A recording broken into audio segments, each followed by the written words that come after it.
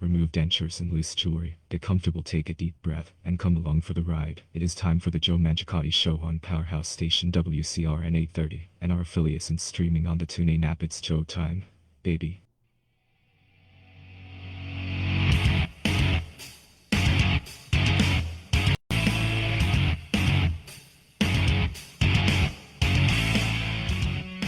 All right, folks, good morning. Good morning and welcome to the Saturday edition of the Joe Mangiacotti Show here on the 27th of March already. Is it me or is the year already flying pretty quick, or is that just something that happens as you get older in life, folks?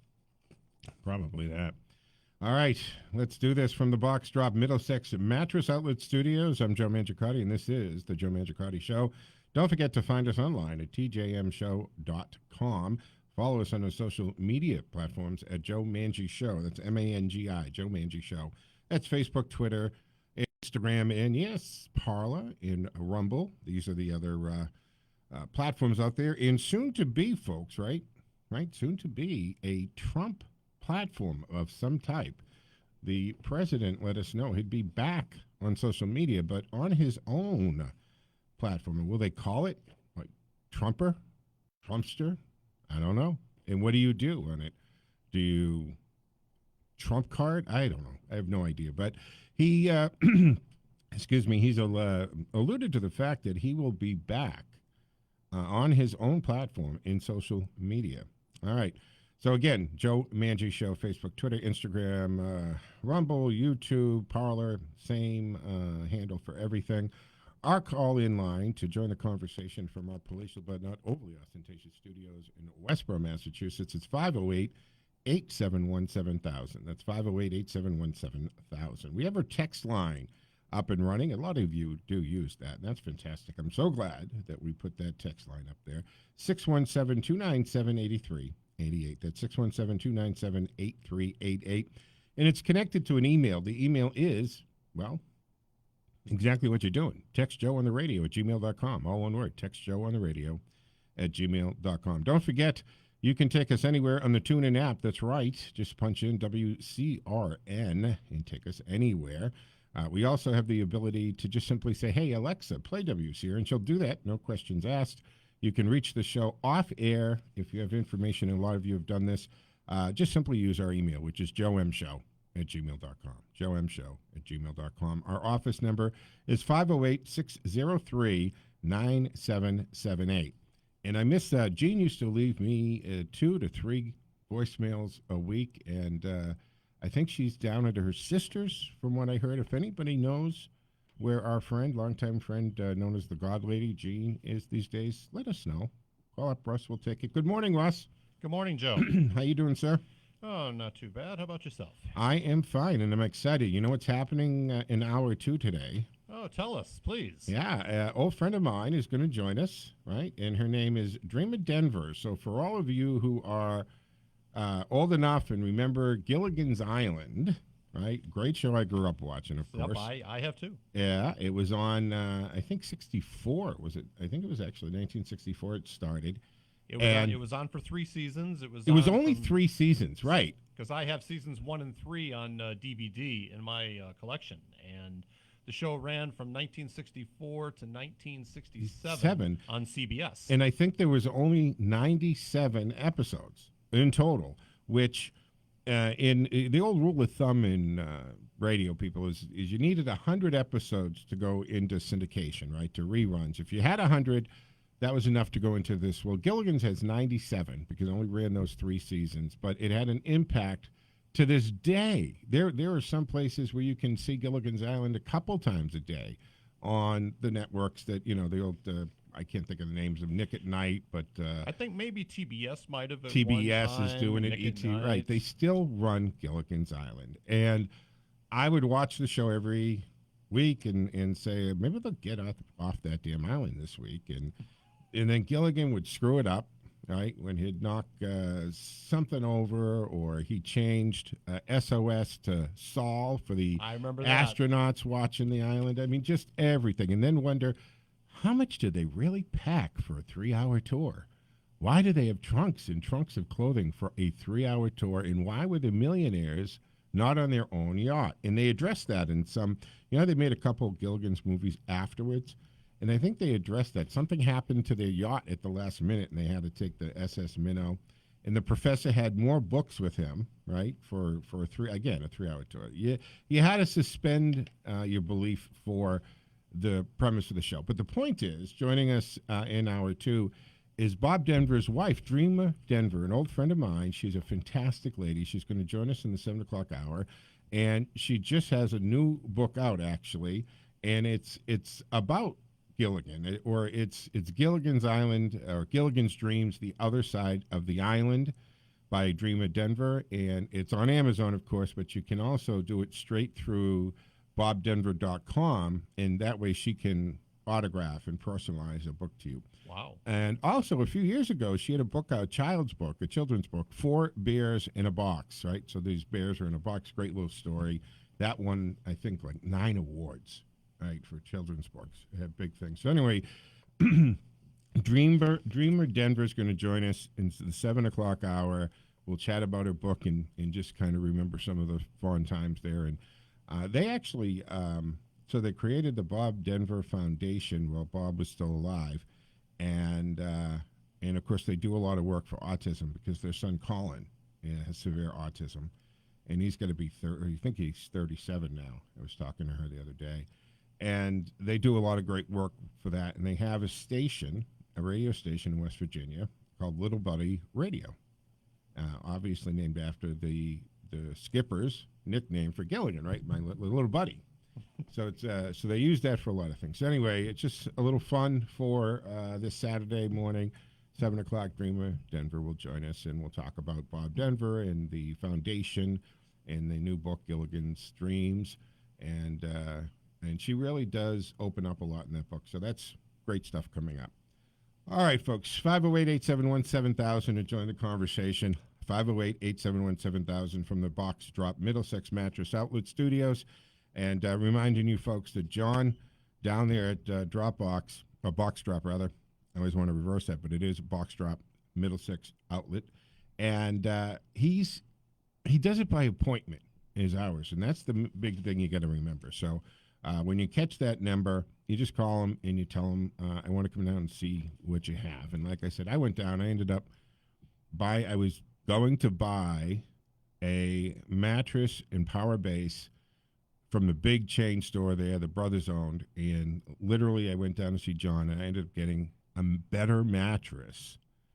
And trust me, I laid that on them both. It's a better, even though, there was a computer who told me to buy this other mattress, right?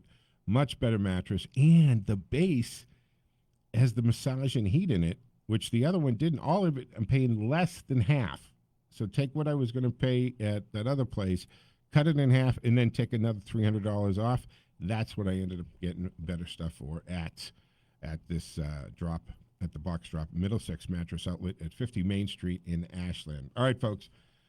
So before we are joined by Dream, we've got a lot to talk about. So Thursday, right, the first Biden administration press conference takes place after 64 days in office.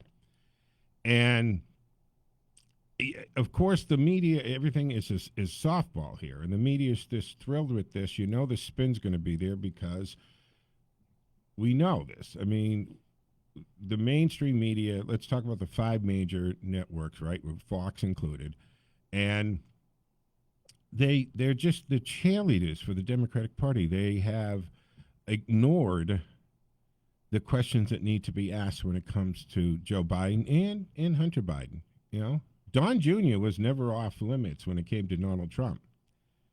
And in this press conference on Thursday that was so, hyped up, and at like 1:30 in the afternoon, do you think that Joe Biden could ever do a day like Donald Trump? I mean, Donald Trump is well known for not even, and long before president, folks, he wasn't a guy who slept a lot. He would be up until 1, 2 in the morning. He'd sleep 3 or 4 hours and back in the office, 5, 6 in the morning type of stuff. And he was just well known for this. And his day was nonstop. Remember, he would do a rally, get back on the plane at 9, 10 o'clock at night, and do another rally at midnight. The guy was a machine when it came, very high energy.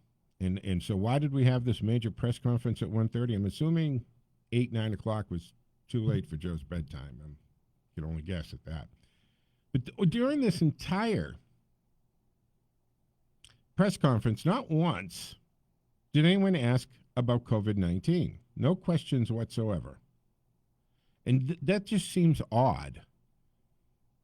Did this pandemic go away? Is everything okay? And the only reason, and I know how they're going to spin it, the left that is, but the truth is, what are you going to ask? Because we've seen, leading up to this, how many times has President Biden spoken, and he's trying to take credit for what the Trump administration did. He actually said there were no vaccines when he came into office. Straight up lie. What do you think was put into his arm? Him and Kamala were vaccinated before taking swearing in. And where do they think that was happening? The hundreds of millions of doses. Who ordered them? It wasn't Biden. But they had this difficult balancing act because of the heavy criticism. I mean, heavy. That's politely putting it. The criticism towards Trump and these vaccines, to the point that Kamala was saying she wouldn't take a vaccine that was available under the Trump administration. And, of course, that part is so asinine. As if, Donald Trump was in the basement of the White House with the test tubes and the equipment putting a vaccine together. It's the same people. It's these companies. He just did something no president has done before, and that is fast-track this stuff, brought some pressure to bear. He had these companies who were rivals and adversaries in the business world actually working together and making deals, because this pharmacy has a formula, but they don't have the equipment or the facilities to put it together, or the scientists to put it together. And so you had Moderna working on Pfizer stuff, vice versa, to get these things done. And then he ordered them. And this is a key thing that gets, kind of glossed over. He told these companies, as you're working on this, simultaneously do the trials and manufacture 100 million doses. And said, well, wait, Mr. President, if we don't do it that way, we make sure that we test it, and then we go through the trials. If all that works, then we start to manufacture. Now it's 3 years later. He said, no, manufacture, come up with it, and then manufacture it, and we're going to pay for it anyway, even if we have to dump it down the drain, metaphorically. If we have to destroy it and get rid of it, the fact is, if it does work, if it does get approval, I already want them on the shelves. And then he turned to the military for the distribution. So Joe Biden has acted as though nothing was in place and there was no virus, vaccine ready to go, or there wasn't even distribution. So it's just a crock, folks. Just a crock.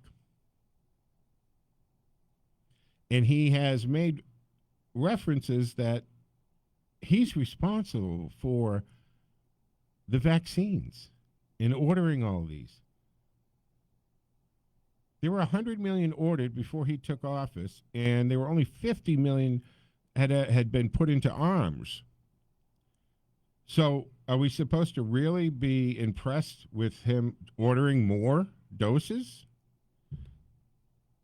You don't think the Trump administration would have ordered more doses as we got to use up half of the orders?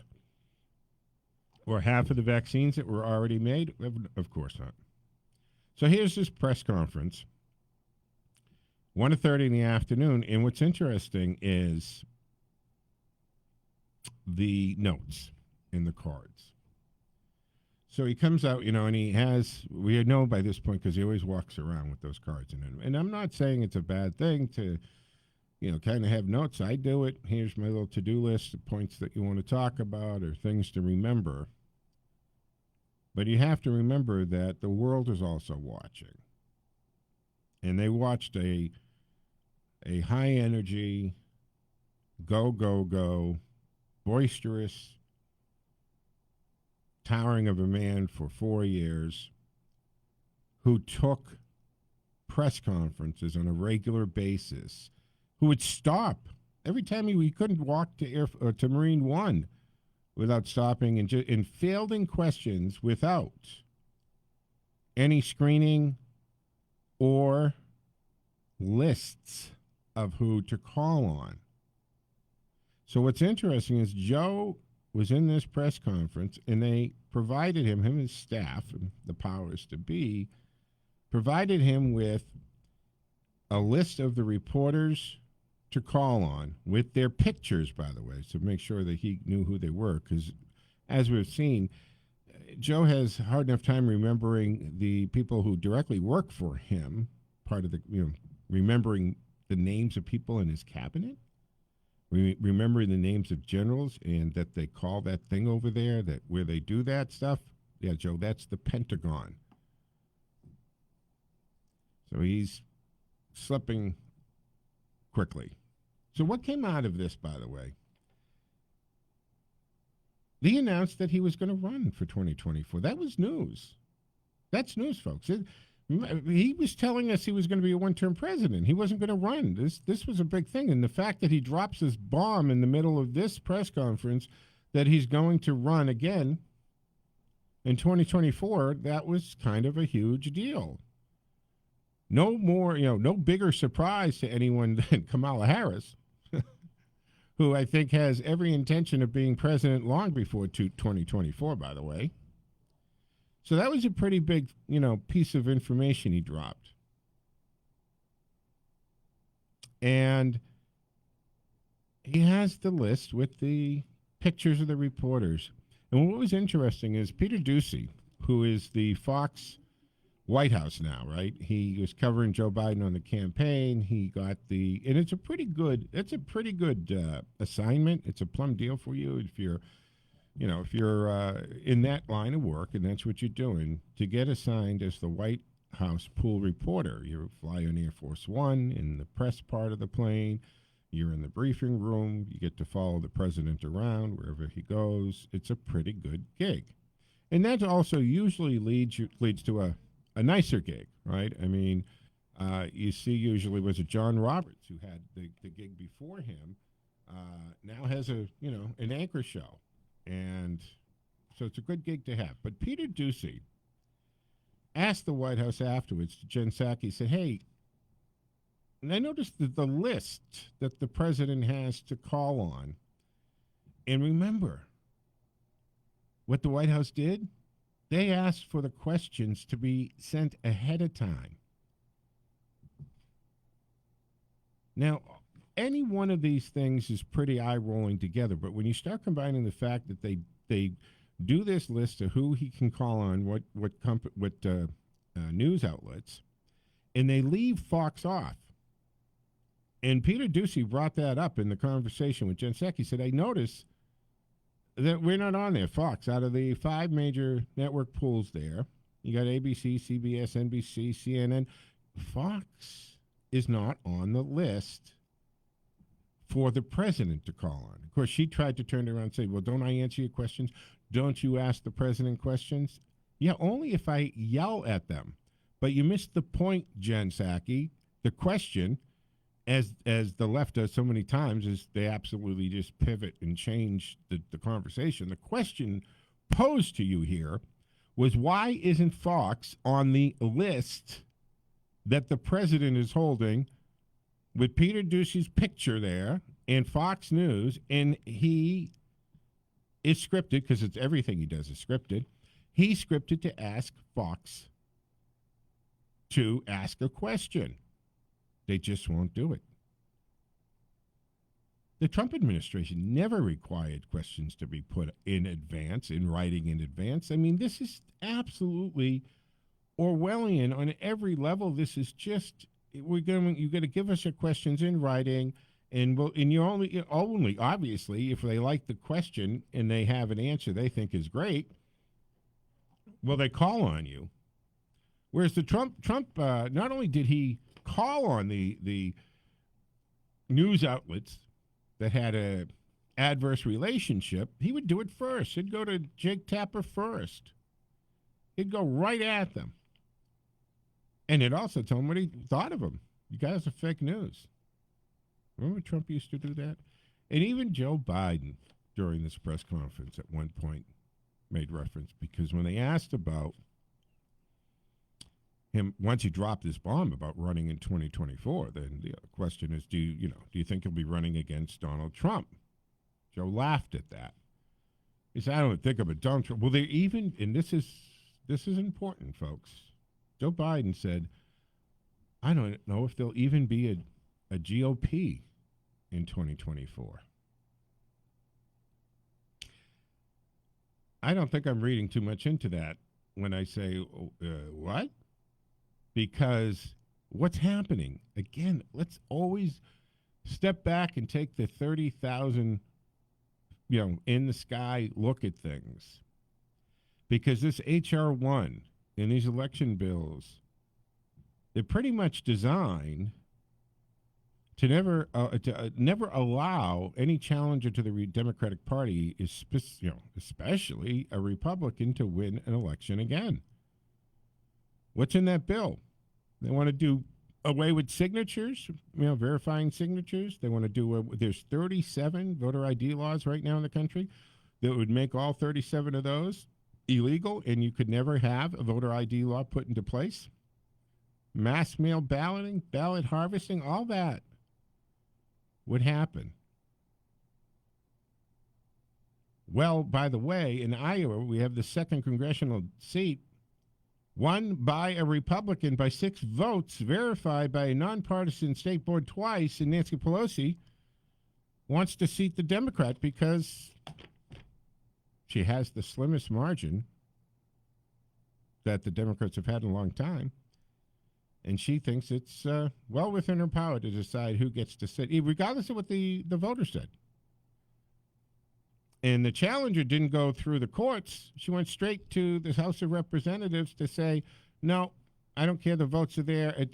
Yet, could you imagine? Look at what they did to anybody who said, wait a minute, let's look at the presidential votes. You can't do it. They were certified by the state. That's done. Except when you want to replace a Republican who's won and has been sworn in and is sitting in the House of Representatives, they want to remove her and put a Democrat in that seat. Unbelievable. We'll continue with some of this, some of the president's first press briefing, 64 days into his administration. 508-871-7000 to join the conversation. I'm Joe Mangiacotti from the Box Drop Middlesex Mattress Studio Outlets. Let's go to Worcester. Mark. Good morning, Mark. Thanks for holding on there. You look marvelous. You look marvelous as well. I like the part when Joe comes out and said he was elected to Congress, the House of Representatives 120 years ago. You like that? It sounds doable, right? He don't look bad for a guy. He don't look bad for a guy of 157, does he? Looks good, man. I hope I look that good at 150.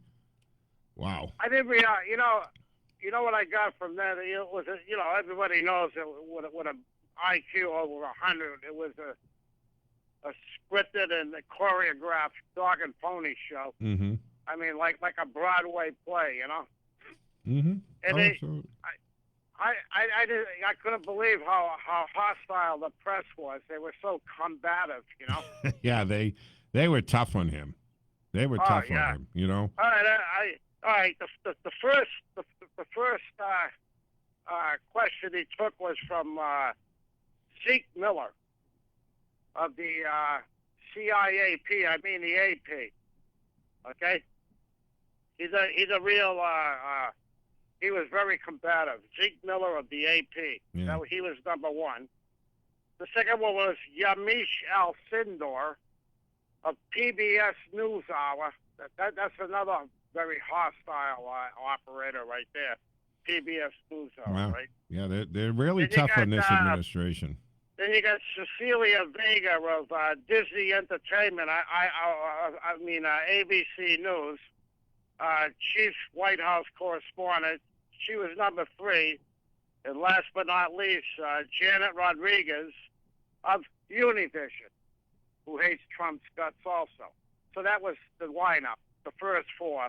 1, 2, 3, 4. Zeke Miller, Michelle Cinder, Cecilia Vega, and Janet Rodriguez of Univision. Right. One tough question after another. Yeah.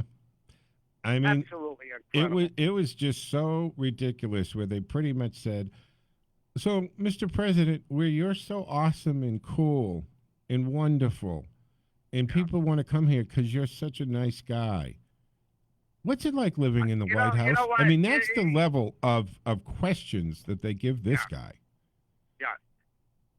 Yeah, when I really got out of it, I didn't realize how baked, to use a 60s term, how baked Joe is. That dude is baked. Yeah. I mean, stick a fork in him, he's all done. Yeah, Do you realize how baked he is until you saw that? Yeah, I mean, because we've seen him, around. I have the news on all the time. So, Mark, yeah, I mean, Do you realize how it was that bad? I didn't. Well, yeah, I mean, it just confirmed what I thought. But, the problem is he is such a, they did this during the campaign, right? Remember, they had physical ropes keeping reporters away from him when he would come out of his home and do his bike ride. I mean, they kept him in the basement. Now they're doing it as president, and they're not letting him get anywhere near there. They're never allowing him in a position like Trump constantly was bombarded with questions, and he would stop on his way to Marine One, right? He'd take them, and there was no scripting, and they were hostile, and they were mean-spirited at times. I mean, they just and he knocked it out of the park. That's the understatement of the century. No kidding. But now you know why they kept him in the basement for a year and a half. Yeah. Oh, absolutely. Now you see why. Yeah. No. And for a moment, Mark, nobody can tell me different that this is all he is just a performer. He is given these little cards, and he's got the teleprompter, and as soon as it's out of, they're done. They get him off the stage. I mean, they shut down that video conference that they were having, and they went to the White House logo right away. When he turned to Nancy Pelosi and said, "Is it okay we take some questions now, Nancy? What do you want?" Did you see when he walked off the podium, like he was exiting the stage? Yeah. Like he didn't know it was over, but he went the wrong way. He did. Right? Hey, Mark, you're welcome. You're welcome to hold, but I'm against the clock. I have to break for 6:30. All right, folks. Thank you, Mark. Great call. We'll continue with this from the Box Drop Middlesex Mattress Outlet Studios, and we'll go to the phones on the other side of this break. I'm Joe Mangiacotti. Stick with us.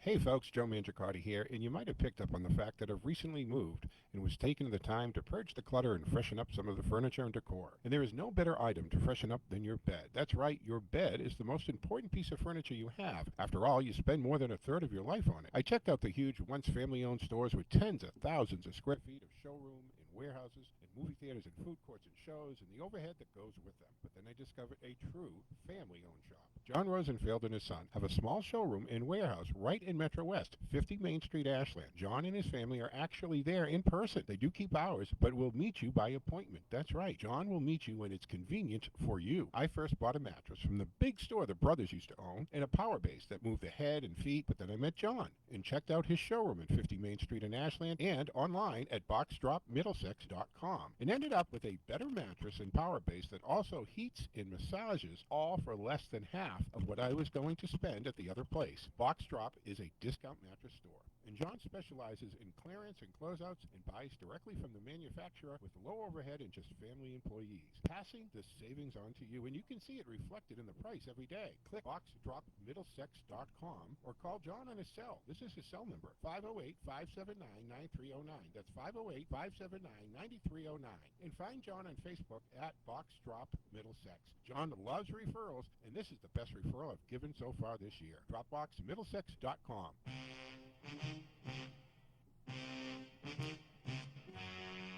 This is Sean Burke, president of the Licensed Private Detectives Association of Massachusetts, asking you to visit us at lpdam.org.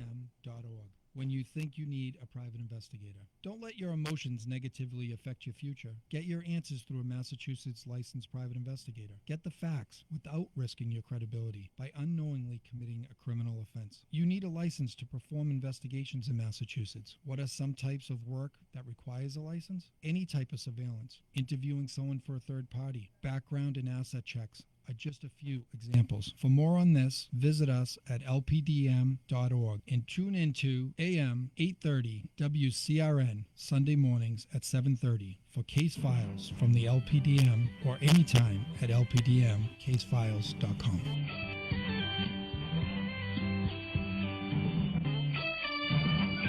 We know why you're awake. Your child is about to get their driver's license. Levante's Auto School offers one-week driving programs to help make sure your child stays safe and focused behind the wheel. 877 Drive Ed. Who's Ed? That's the number for Levante's Auto School. Learn to drive safely and efficiently. Visit one of our 5 locations throughout Massachusetts. Click LevantesAutoSchool.com. Levante's Auto School shows you how to learn the rules and keep your cool. 877 Drive Ed. Who's Ed? That's the number for Levante's Auto School.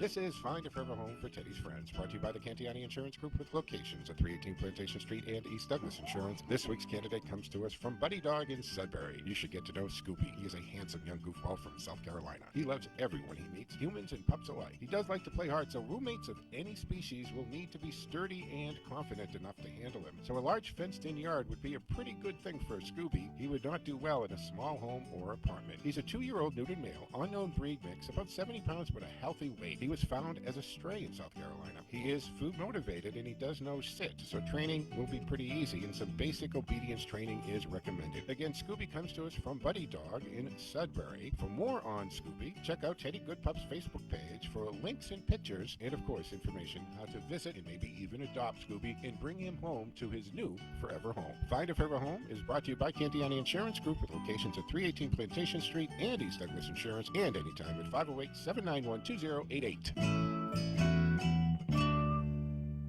It's time to go out with Joe. Welcome to this edition of Out with Joe from the Cantiani Insurance Studios, brought to you by Nothing Bun Cakes in White City Plaza in Shrewsbury. I'm Joe Mangiacotti. And this week, we're going to be taking a look at the fact that outdoor dining and fans in the stands is back in style as Phase 4 of the Massachusetts reopening plan begins. Newberry Street was alive recently with activity as a crew built a deck over part of the pavement just outside of the Linetta restaurant. See, outdoor dining is allowed again in Boston. Alan Rodriguez of the restaurant said, the sun is out, and I think it's a good vibe for everyone. We all need it, we were all in quarantine for a long time.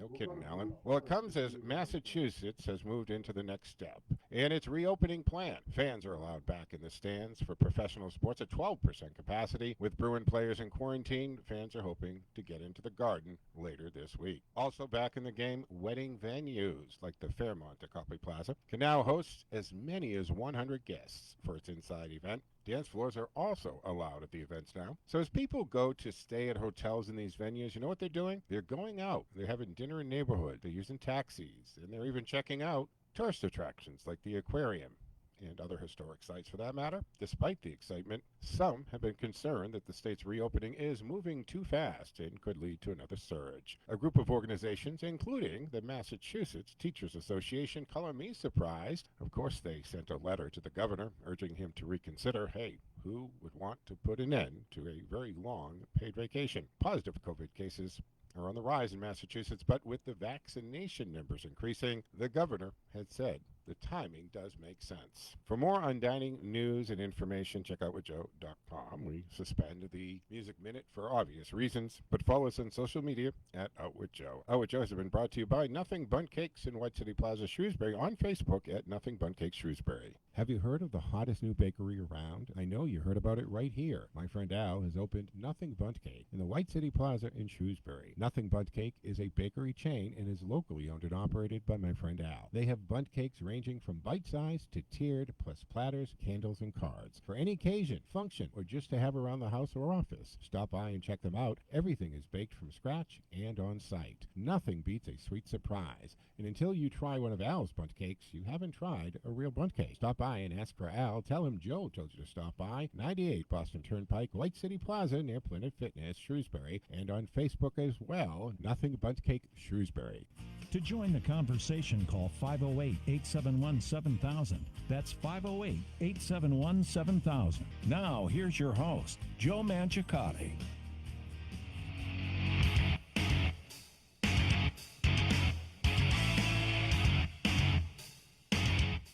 All right, folks, welcome back to the second half of the first hour of the Saturday edition of the Joe Mangiacotti Show from the Box Drop Middlesex Mattress Outlet Studios in Westboro. 508-871-7000 to join the conversation. That's 508-871-7000. Don't forget, our text line is up and running at 617-297-8388. 617-297-8388. So the first Biden administration press conference takes place 64 days into the administration, which is a new record now. For his immediate predecessors, all were in there in the 20 days, 30-day range. Plus, his predecessor, which when Joe was asked about his predecessor, he chuckled and said, "I don't even think about my predecessor." And at one point he said, "Oh, I miss that guy." Yeah, I'm sure you do. You know who else misses him? The media. The media. Have you noticed that they take almost every opportunity to somehow work Trump into the conversation? I mean, look at Twitter. Twitter was actually failing.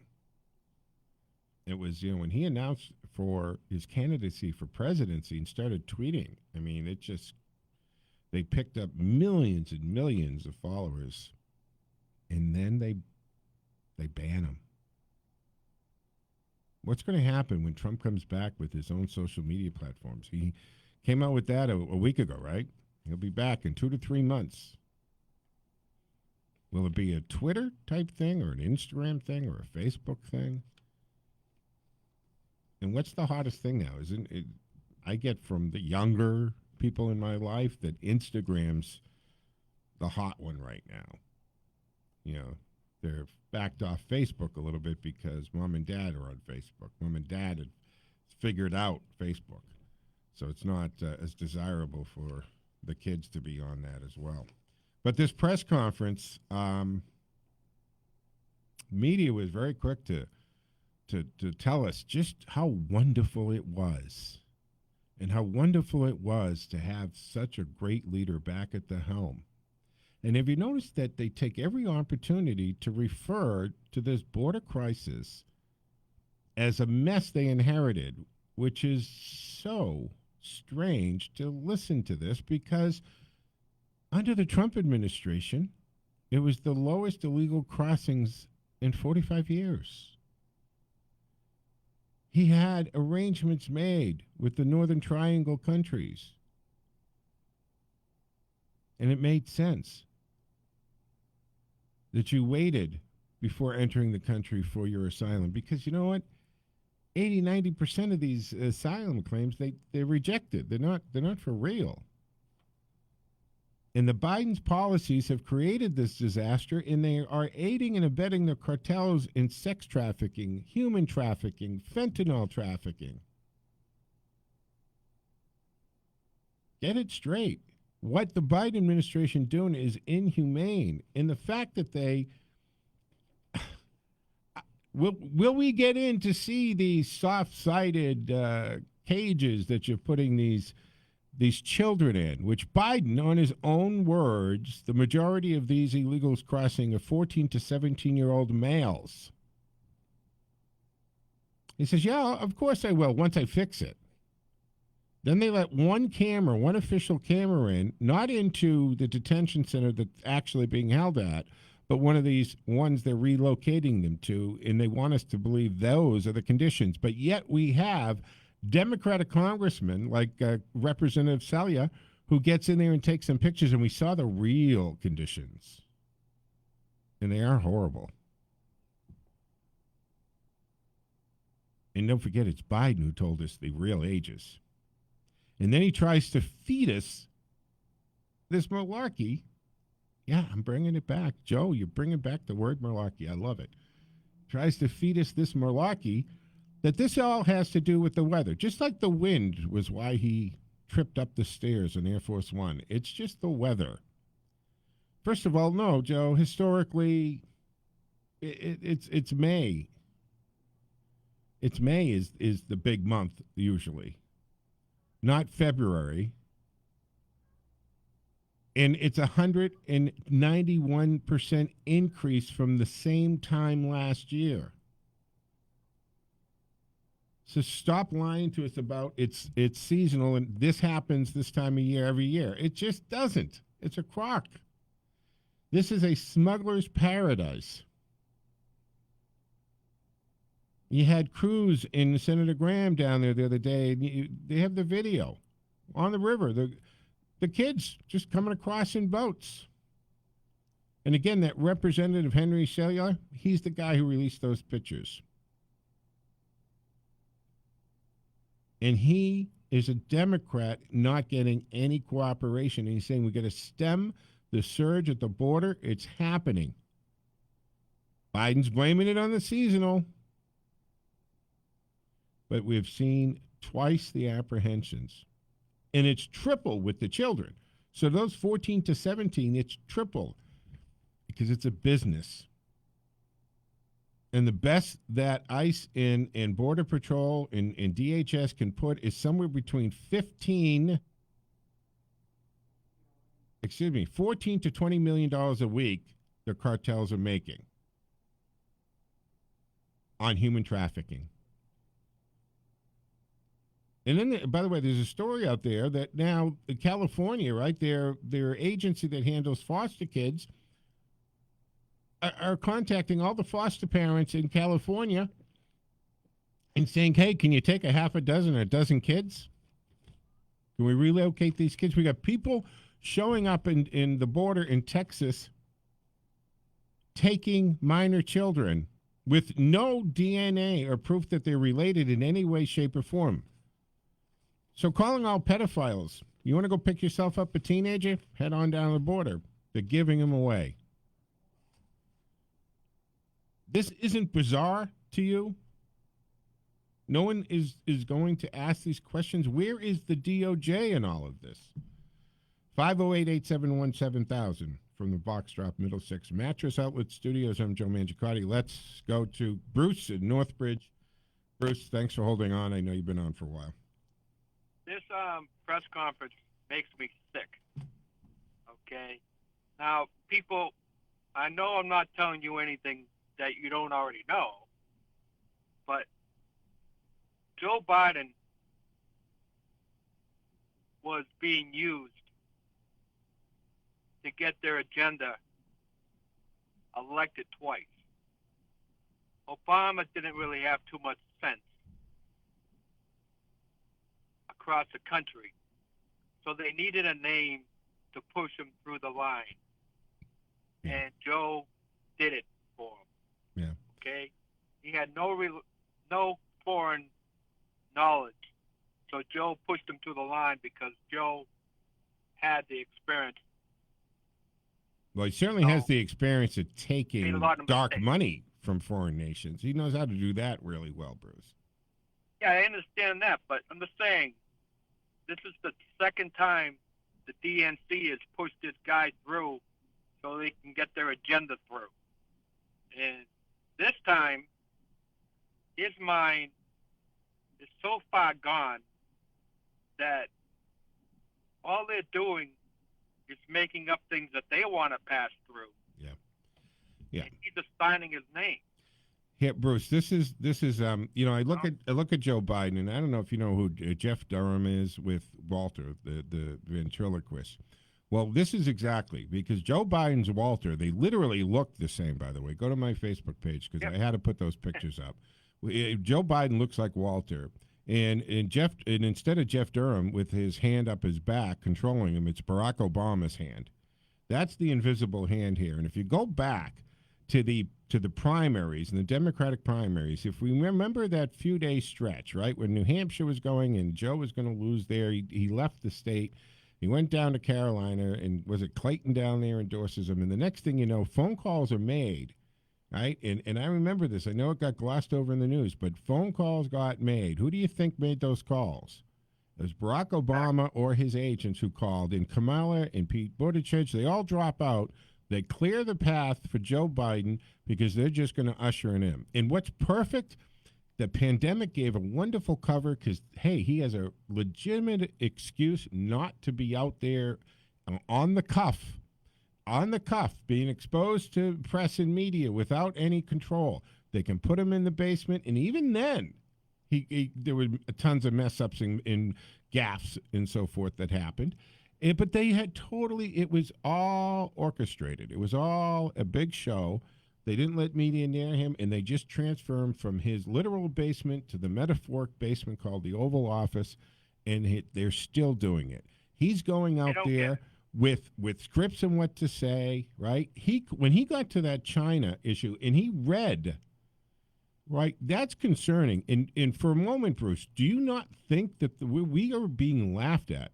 I talk to my international friends and their perception, and they know. And you don't think Putin sees the decline in him? You don't think that they're looking at him, China and Russia? He can't handle the press, or as long as they're, the friends that are all prepping and praising him, that's fine. But they won't call on Fox. They won't call on they won't go on any shows, right? Cardi B interviewed him. Cardi B was what they considered hard-hitting journalists during the campaign. Are you kidding me? So you don't think that these foreign nations see a guy declining in cognitive ability at the same time he can't handle the press? What are his chances in a room with Putin or Xi? Ain't going to happen. The last administration, Trump administration, was fixing the immigration problem. Absolutely. Fixing it.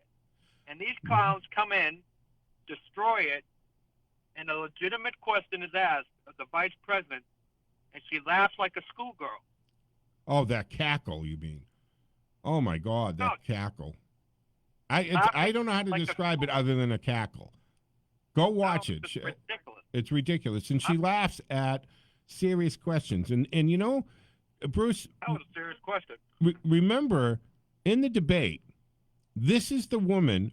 First of all, she was polling 0, right? She had no support, and now she's the vice president because Barack Obama always had a thing for her and wanted her in there. She's doing 0. Then in the debate, she is the one who called Joe Biden a rapist and a racist.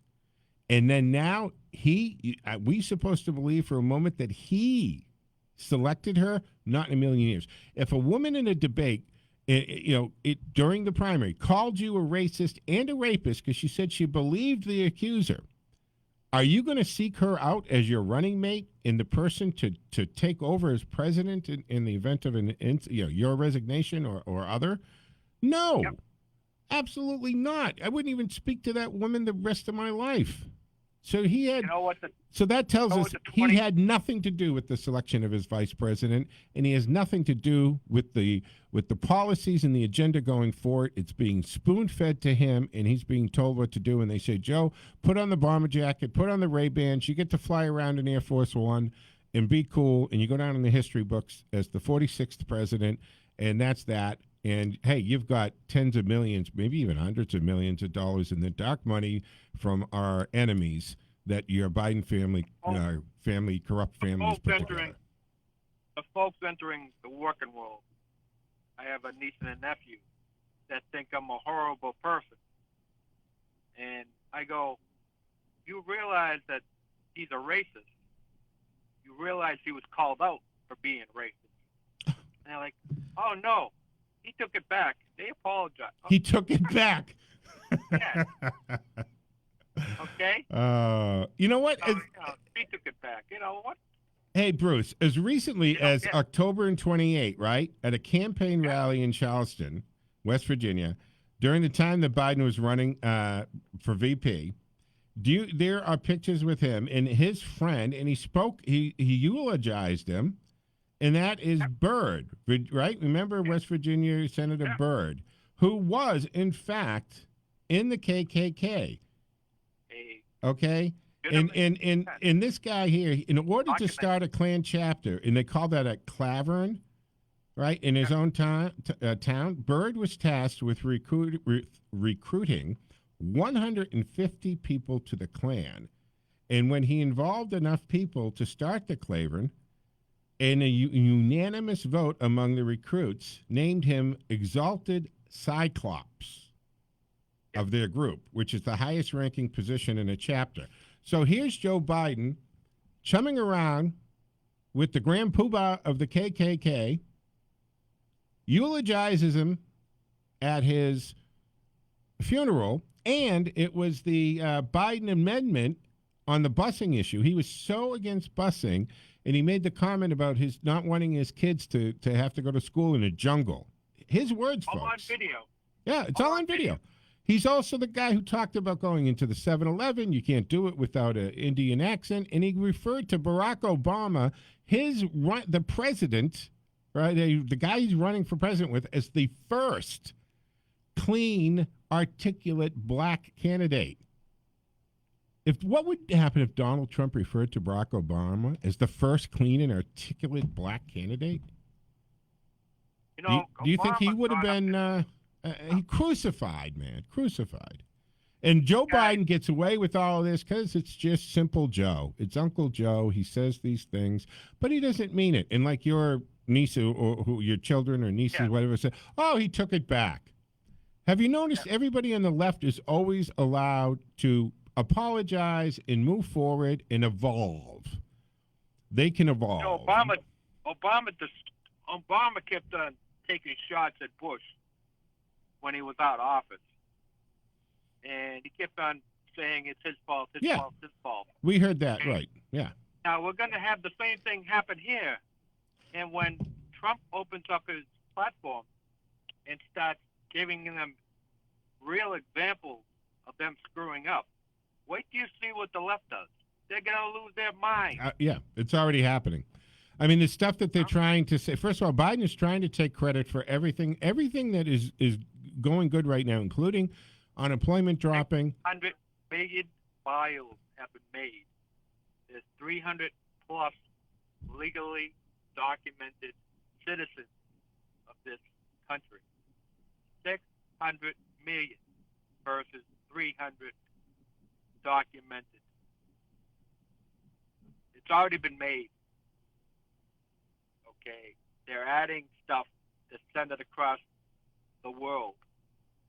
This bailout plan is fantastic for the people that need it, but we don't need to be spending money all over the world. Yeah, well, Bruce, that whole, all those things that were happening there, we had the $1.9 trillion package that had to pass that was marketed to us as COVID relief, which was bull because only 9% dealt with COVID. The rest of it was to get out to the blue cities and states that were messed up, but they also were trickling that money down. I've said this before, folks. They're getting it to the NGOs, those non-government organizations, and it's a 1, 2, and a 3 punch all going on because while they had to get that money, and they did it with reconciliation. And again, Joe's trying to tell us about coming together and working with the other side of the aisle, yet that was passed without any Republican support. They're talking about passing H.R. 1 the same way. And he even goes so far as to say, I don't even know if there'll be a GOP in 2024 because they're looking to make it impossible for anybody that's not Democrat and or ordained by the inner party to be elected. We even see Nancy Pelosi actively going to remove or attempting to remove a sitting Republican congresswoman to put the Democrat in because something with the votes, which only applies here. We can't apply those same rules and thought process to the presidential election. Meanwhile, they have to open the border.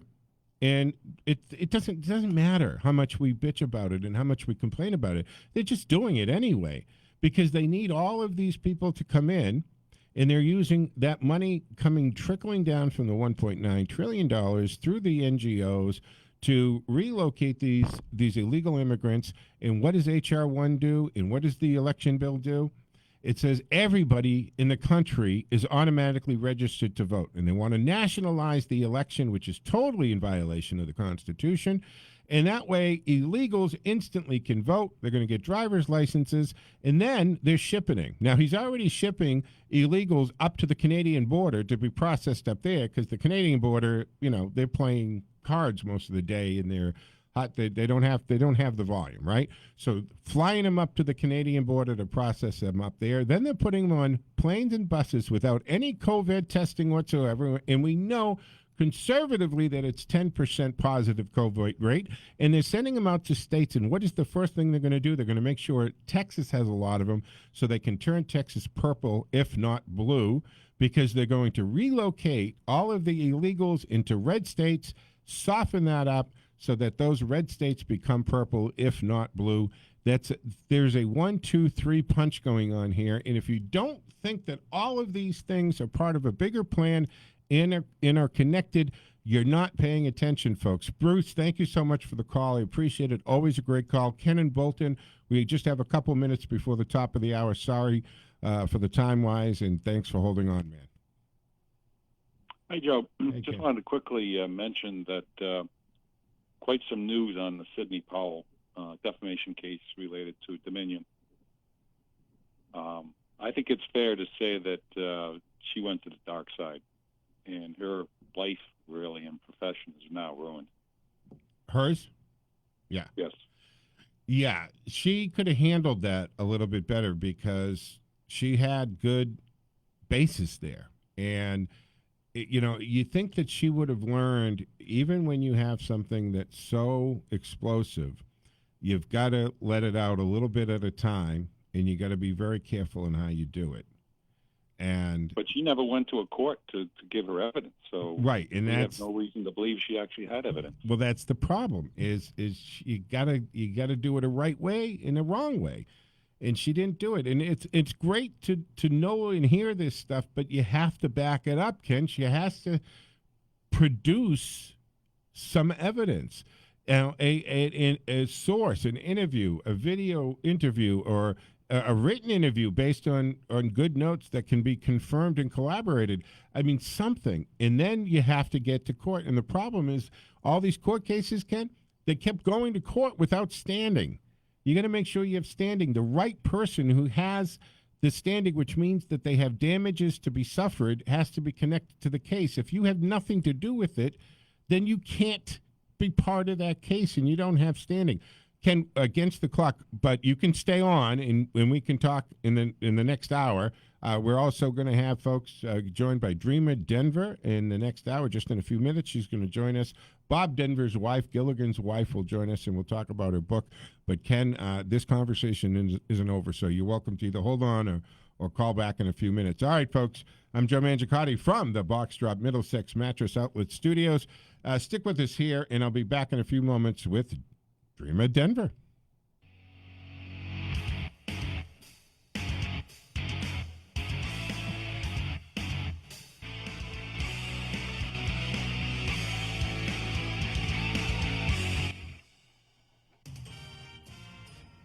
WACE Chicopee and WCRN Worcester. 7 o'clock. Hey, folks, Joe Mangiacotti from the Joe Mangiacotti Show on AM 830 WCRN. Reminding you, talk radio is the immune system to the partisan bias, political rhetoric attacking us on a daily basis. Get inoculated. The Joe Mangiacotti Show is your vaccine. Join me weekend mornings, 6 to 8. If you were to ask any retiree in a word, they would tell you that retirement is all about income. Income in retirement is a permission slip to enjoy life. Income provides the freedom to spend money each month knowing that more will arrive next month and the month after that. As important as it is to accumulate assets for your retirement, it's equally, if not more important, to maximize the income being generated from your assets. My name is Jerry Doherty, and my radio program, Making Money Last, has been heard right here on WCRN. Well, do you know if your retirement income is as high as it could be? Are you living off less than you should be? Well, I'd like to offer you a complimentary review to answer that very question. Simply call my office at 877-772-1776. I'm conveniently located right on Route 9 in Westboro. Again, my number is 877-772-1776. Let's increase your income today.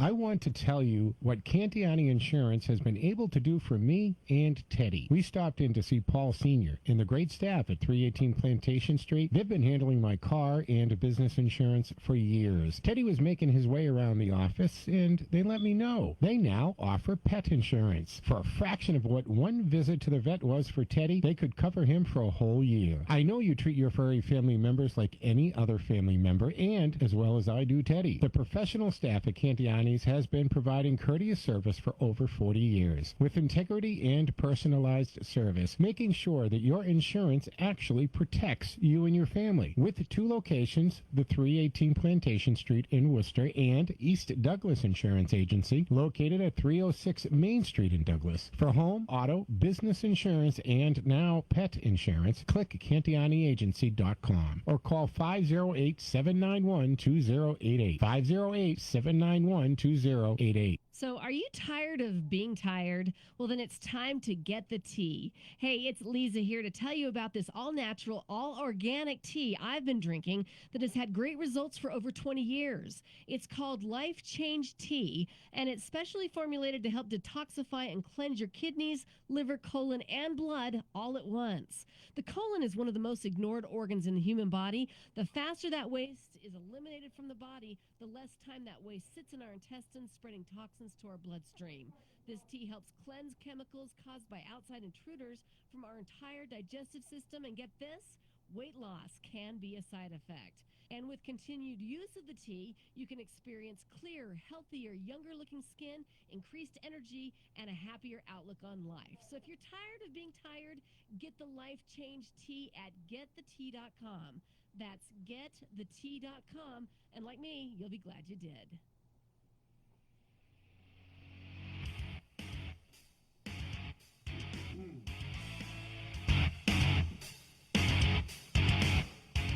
All right, folks, welcome back to the second hour of the Saturday edition of the Joe Mangiacotti Show here on AM 830 WCRN, affiliates as well. And don't forget, we are live streaming on the TuneIn app, and you can tell Alexa, hey, play WCRN, and she'll do it, no questions asked whatsoever.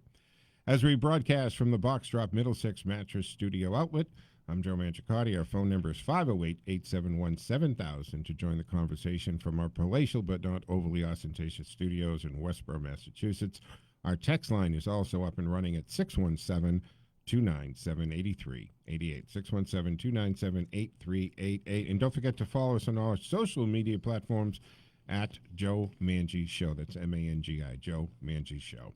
All right, folks, as promised, I'm going to invite into the conversation an old friend of mine, and I'm so happy and a little apologetic for getting her up so early on a weekend morning.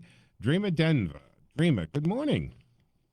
Good morning, Joe. I cannot believe I saw the sunrise this morning. Oh, fantastic. It was fun. We were talking yesterday, folks, and they said, Dreama, we're not doing Zoom. We're not doing Facebook. You don't have to get makeup on. Wear your favorite bathrobe and just join us. And so you got up early enough to see the sunrise. So that was you were up early then. I was. I slept about 5:45. Nice. I didn't see that. I haven't seen the sunrise. Honestly, I can't remember how long it's been. It was actually nice. It is nice. It's such a peaceful time in the morning, right, when it's quiet. And you're on the balcony, or you're down in West Virginia. You've got you got some land. I don't know what's your setup there. Yes, yeah. I do. So you got a good view. A nice look. I'm on top of the mountain. There you go. Which is nice when it comes to views, and have a little chunk of land, so it's really peaceful and quiet and private. And it really was worth getting up early. I had to wake my dog up. That's how early I got up. Wow.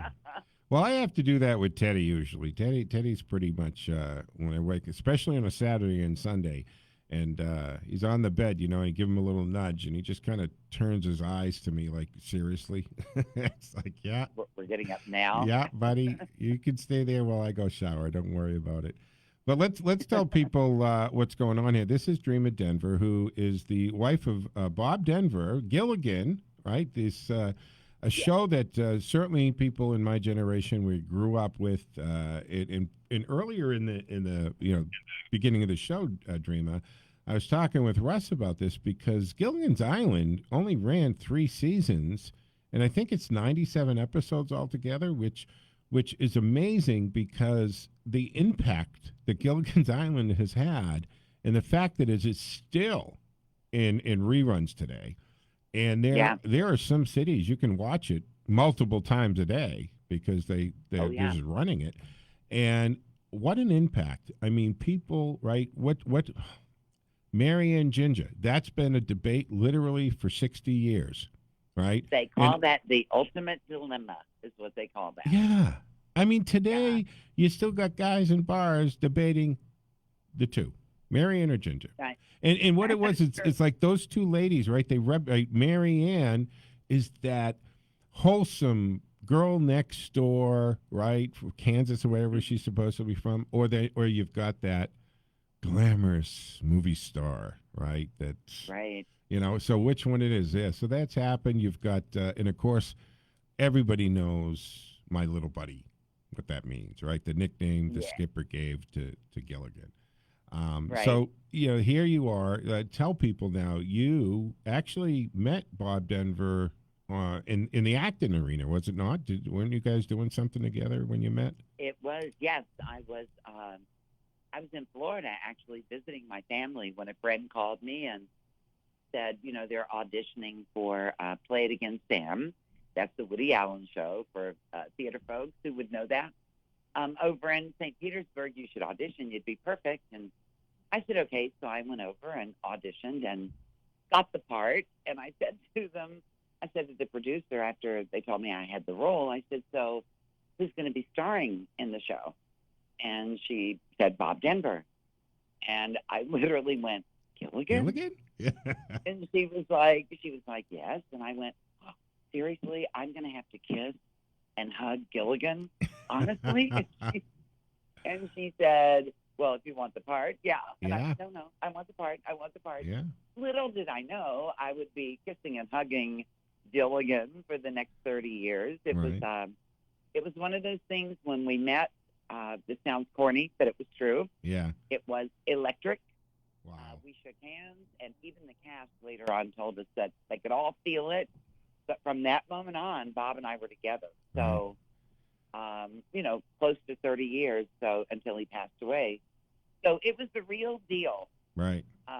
You know, at the time, I guess we all kind of, I don't want to say we jump into things, but, you know, we have feelings and get ourselves in things and hope that it works out, you know, and in this case, it really did. Well, your newest book here, Gilligan's Dreams, The Other Side of the Island, is kind of like a love letter to him. I mean, it is. You really open up into this. Tell us a little bit about what we'll find in the book. Yeah, it's pretty raw, actually. Bob always said to me long before he was sick and passed away, he always told me, he said, listen, if ever after I'm gone, he was older than I was, so we always sort of assumed it would happen the way it did. And he said, after I'm gone, if you want to write a book, write it. But if you do it, be honest, tell it like it was, be straightforward. And I said, okay, you know, thinking that would never, you know, I'm never going to do that because you're never going to go anywhere. Right. But then a few years after he died, I don't know how many people are familiar with Homer Hickam, who is a New York Times bestselling author of a book called Rocket Boys that was made into the movie October Sky with Jake Gyllenhaal and Laura Dern. And Homer encouraged me to write the book. So I did. And I did tell it like I did what Bob said. I told it like it was, the good, the bad, and the ugly. I mean, it's not the ugly is not all that ugly, but you know, none of us are perfect human beings. So and there are down sides to everybody's roller coaster life, right? I mean, we all have Right. Those parts of our lives that are dark for us, sad for us, which make the ups that much sweeter. Dreamer, rather. It's just you got to know those dark times to enjoy the good times and accept. And we've talked about this. You know, you play the hand you're dealt in life, and you make the best out of what you can. Right? I mean, that's it. And don't you think that sometimes you learn? It's hard when you're in it, but you learn the most from the challenges. I mean, if you were on the mountaintop all the time and everything was perfect, I don't know that we would learn valuable things that we need to learn and develop compassion for different situations because, you know, we have gone through something similar. That was when I wrote the book, I wanted people, there's so many Gilligan's Island fans and so many Bob fans. I wanted them to know who Bob really was. He was not Gilligan. He was not Maynard G. Krebs, for the people who are old enough to remember Debbie Gillis. Right. And Dreamer, that's the question I'm getting text on and people want to know. Was Bob Denver Gilligan? In other words, was Gilligan off screen? Was he that way at home? Or was the Gilligan we saw, and of course Krebs, right? Were those absolutely just a fantastic example of great acting? Or and what was he like at home? Was he at all like Gilligan? No. No. Not really. No. He had a lot. Gilligan had a lot of Bob. A lot of his characteristics, because Bob was a gentle, kind, caring person. That sweetness that Gilligan had, that was part of Bob. But Bob at home in private was kind of a loner and loved to read, a voracious reader. Read literally, I'm not kidding, 5 books a week. And what I wanted people to know, and you know because you know our story, 6 years into our marriage, we had a baby, and our son, when he was 2 years old, was diagnosed with autism. And the person that Bob was in private set aside his career, quit pursuing any kind of series work or any kind of regular work to be with me because our son had to have full-time care. And he loved us both so much, how blessed were we with all that he set aside everything. He did guest starring roles on shows. He would do... And there was some Gilligan movies, right? There were a couple movies they did, that didn't was they? before... You were in one of them, right? I was in the Harlem Globetrotters on Gilligan's Island. Okay. Yeah, that was so much fun. But no, this would have been after the movies when we'd married and had a child. But I wanted people to know, there was no question. We had a baby. The baby needed full-time care. And it was just, we didn't even talk about it. It was just, okay, we're going to do it, which is how we ended up in West Virginia, where I am now. We wanted a quiet, peaceful place to be able to give 24-hour day care. Yeah. People don't know that about Bob. People don't have a clue that he was that kind of father and that kind of husband. And that was one of the reasons, I wanted to write the book so people could know Bob Denver, the man, and not just Bob Denver, the characters of Gilligan and Maynard. And he came to love West Virginia, right? I mean, He really did. He did. He really did. And that, Dreamer, that's where you're originally from? I am. So that's what brought him there, and then he just fell in love with that whole area. And he just loves, first of all, geographically, it's a beautiful area, but he loved the people. He always thought the people were, he always called them, salt of the earth, people of integrity. He just really did love it here. We were, the first 5 years after we moved here, literally he would wake up every morning and go to the window and look out and thank me for being born here, as if I had anything to do with that. But he was just so happy. It's just really peaceful. There's no traffic. Right. I mean, when we have to wait to pull out of Kroger, if you have to wait for 3 cars to go by, you start getting itchy, because it's just a very quiet, laid back And at what point did you guys create the Denver Foundation? And folks, so we're speaking with Dreama Denver, who is Bob Denver's wife. You know him as Gilligan, and her latest book is Gilligan's Dreams: The Other Side of the Island. And it is a love letter to Bob, but it's also it's raw and exposing, and it's the truth. And you've opened up in this book. But at the point, some point, was it after? So it was after Colin was born, I'm assuming. Mm-hmm. Did you start the Denver Foundation? Yeah, it was in honor of Colin. It was in, I want to say, 1993. It was the early 90s when we, first started putting the foundation together. And then we started, as you know, we started a nonprofit radio station in 2004 that is owned and operated by the foundation. So when whatever that station generates goes into the foundation to try to be able to do what we can to help families going through special needs. Because, people think it's interesting, and I understand why they think this. Yeah. Because they saw Bob's face on television every day for the last, would you believe this year, it's 57 years. Unbelievable. Yeah. So they feel like if they see you on TV and you're loaded.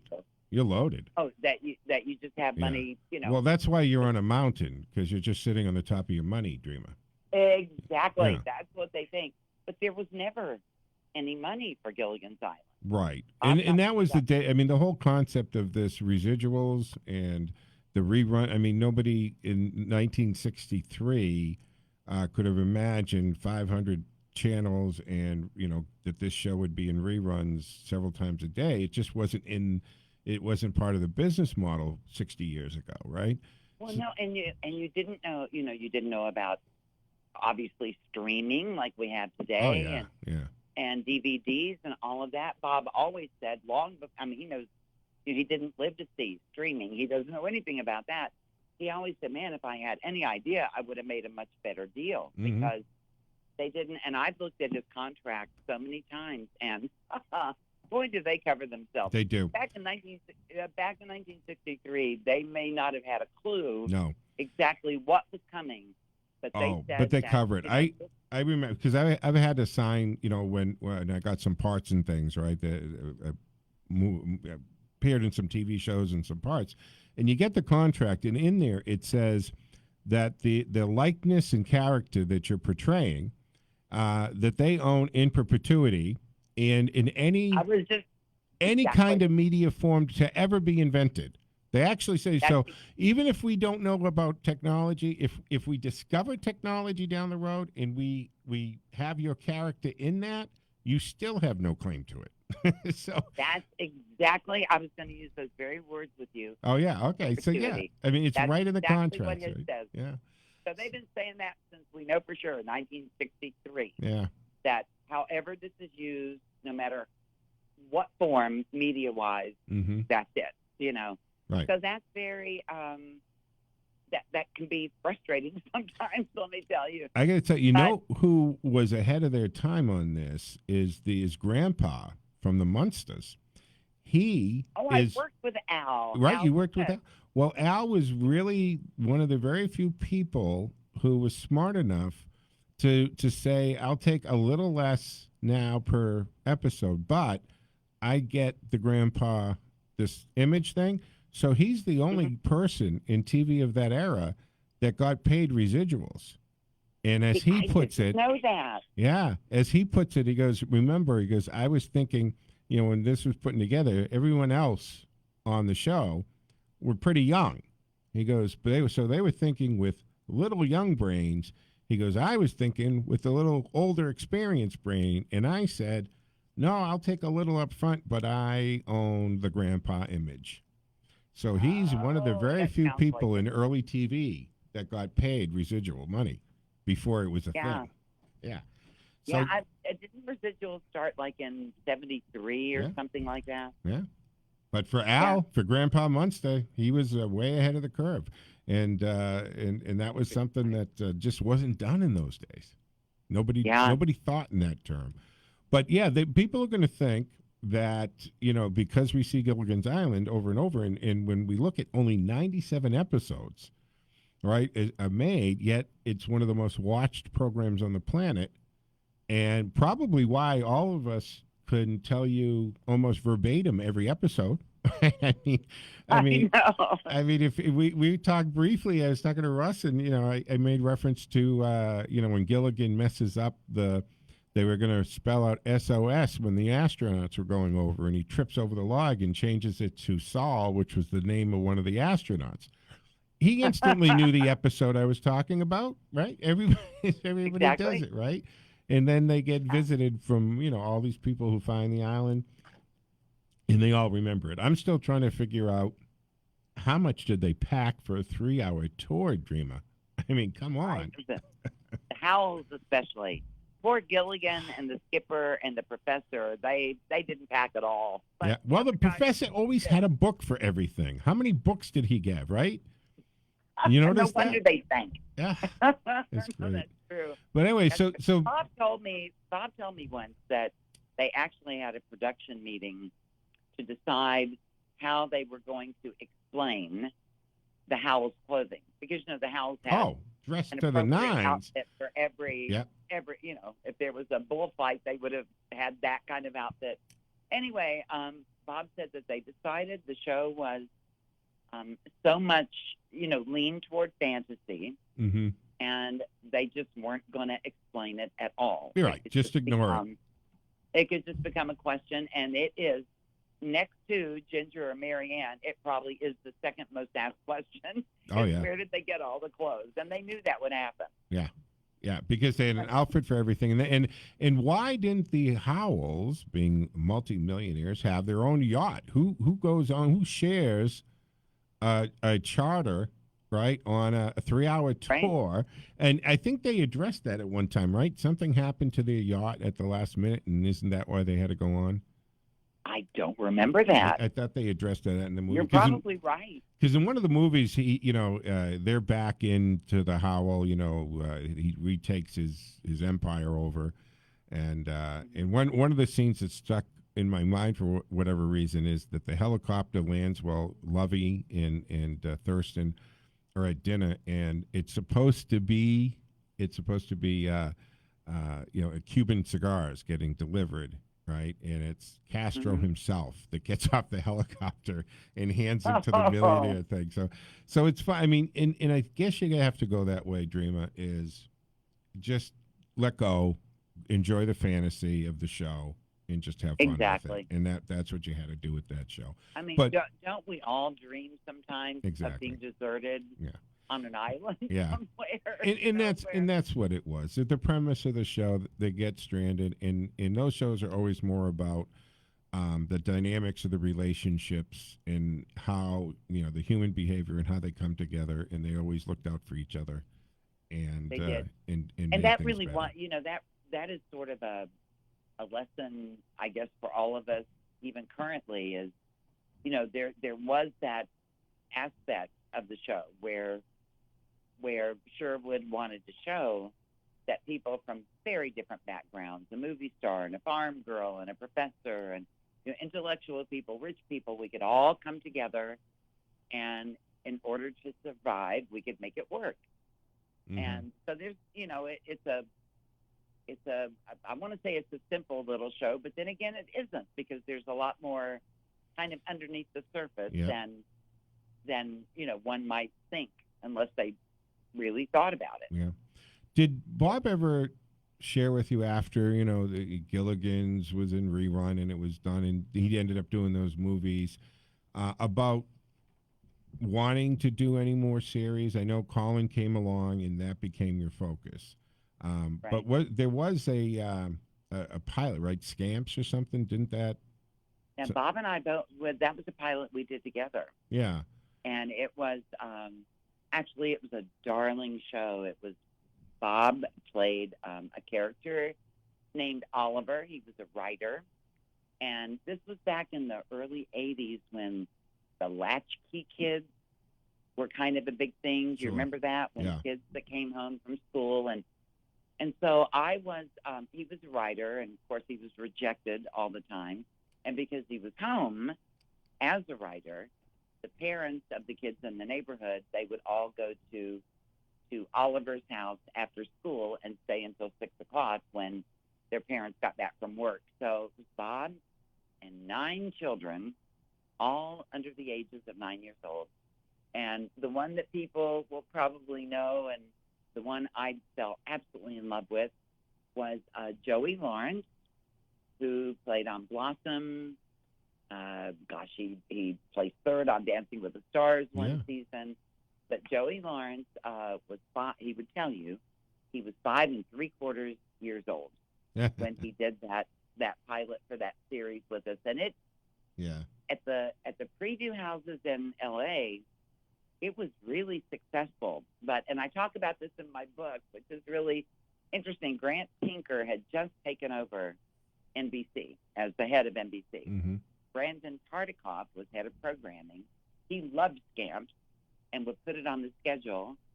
And Grant Tinker would look at it and go, I don't understand. He just didn't get the 8 o'clock time slot. He produced St. Elsewhere and all those shows. Yeah. And so Grant Tinker would go, I just don't get it. He would take it off the schedule. So that show was on the schedule, off the schedule, on the schedule, off the schedule, so many times. It was like being on a roller coaster. One day you're like, yay, it's going to happen. And then the next day you'd be like, no, I guess it's not going to happen. But like the episode from Seinfeld, right, when they're going for the pilot in the towards the end of the Seinfeld series, right? They kept they're going to run Jerry, then they're not going to run Jerry, right? They're high and low. I could just picture that, being the case. But did he ever, later, I know you're in West Virginia and you've got Colin. Did he ever say, hey, honey, I'd love for us to do a sitcom. I'd love us to do a show. Did he still have that fever? I think a little bit. Yeah. Now he died at 70. So as he got well into his 60s, we were tired. I mean, full-time care is... I'm in my 50s and I'm tired of dreaming. But you know what he really missed, what he would have loved doing again and did talk about, we couldn't figure out a way to make it happen, but he loved, like most actors, he loved working on stage. Yeah. That was his first. Dawn Wells was the same way. Dawn and I were good friends for, 45 years, and she was the same way. They, that immediate connection with the audience. Right, and that's the difference, right? Because you actually have a relationship on a soundstage, with it. Yeah. It's one thing. Yeah. Hey, Dreama, we're against the clock. Can you stick with us through the break? Because I still want to talk about 4 bears in a box. Okay. All right. So you I'd stick be happy to. All right, folks, we're talking with Dreama Denver, Bob Denver's wife of 30 years from Gilligan's Island. Her new book is out there, and you can get it on Amazon. But you can also directly get it from the website, bobdenver.com, where she can personalize and autograph it for you. But stick with us, folks. We'll be back with Dreama Denver on the other side from the Box Drop Middlesex Mattress Outlet Studios. I'm Joe Mangiacotti.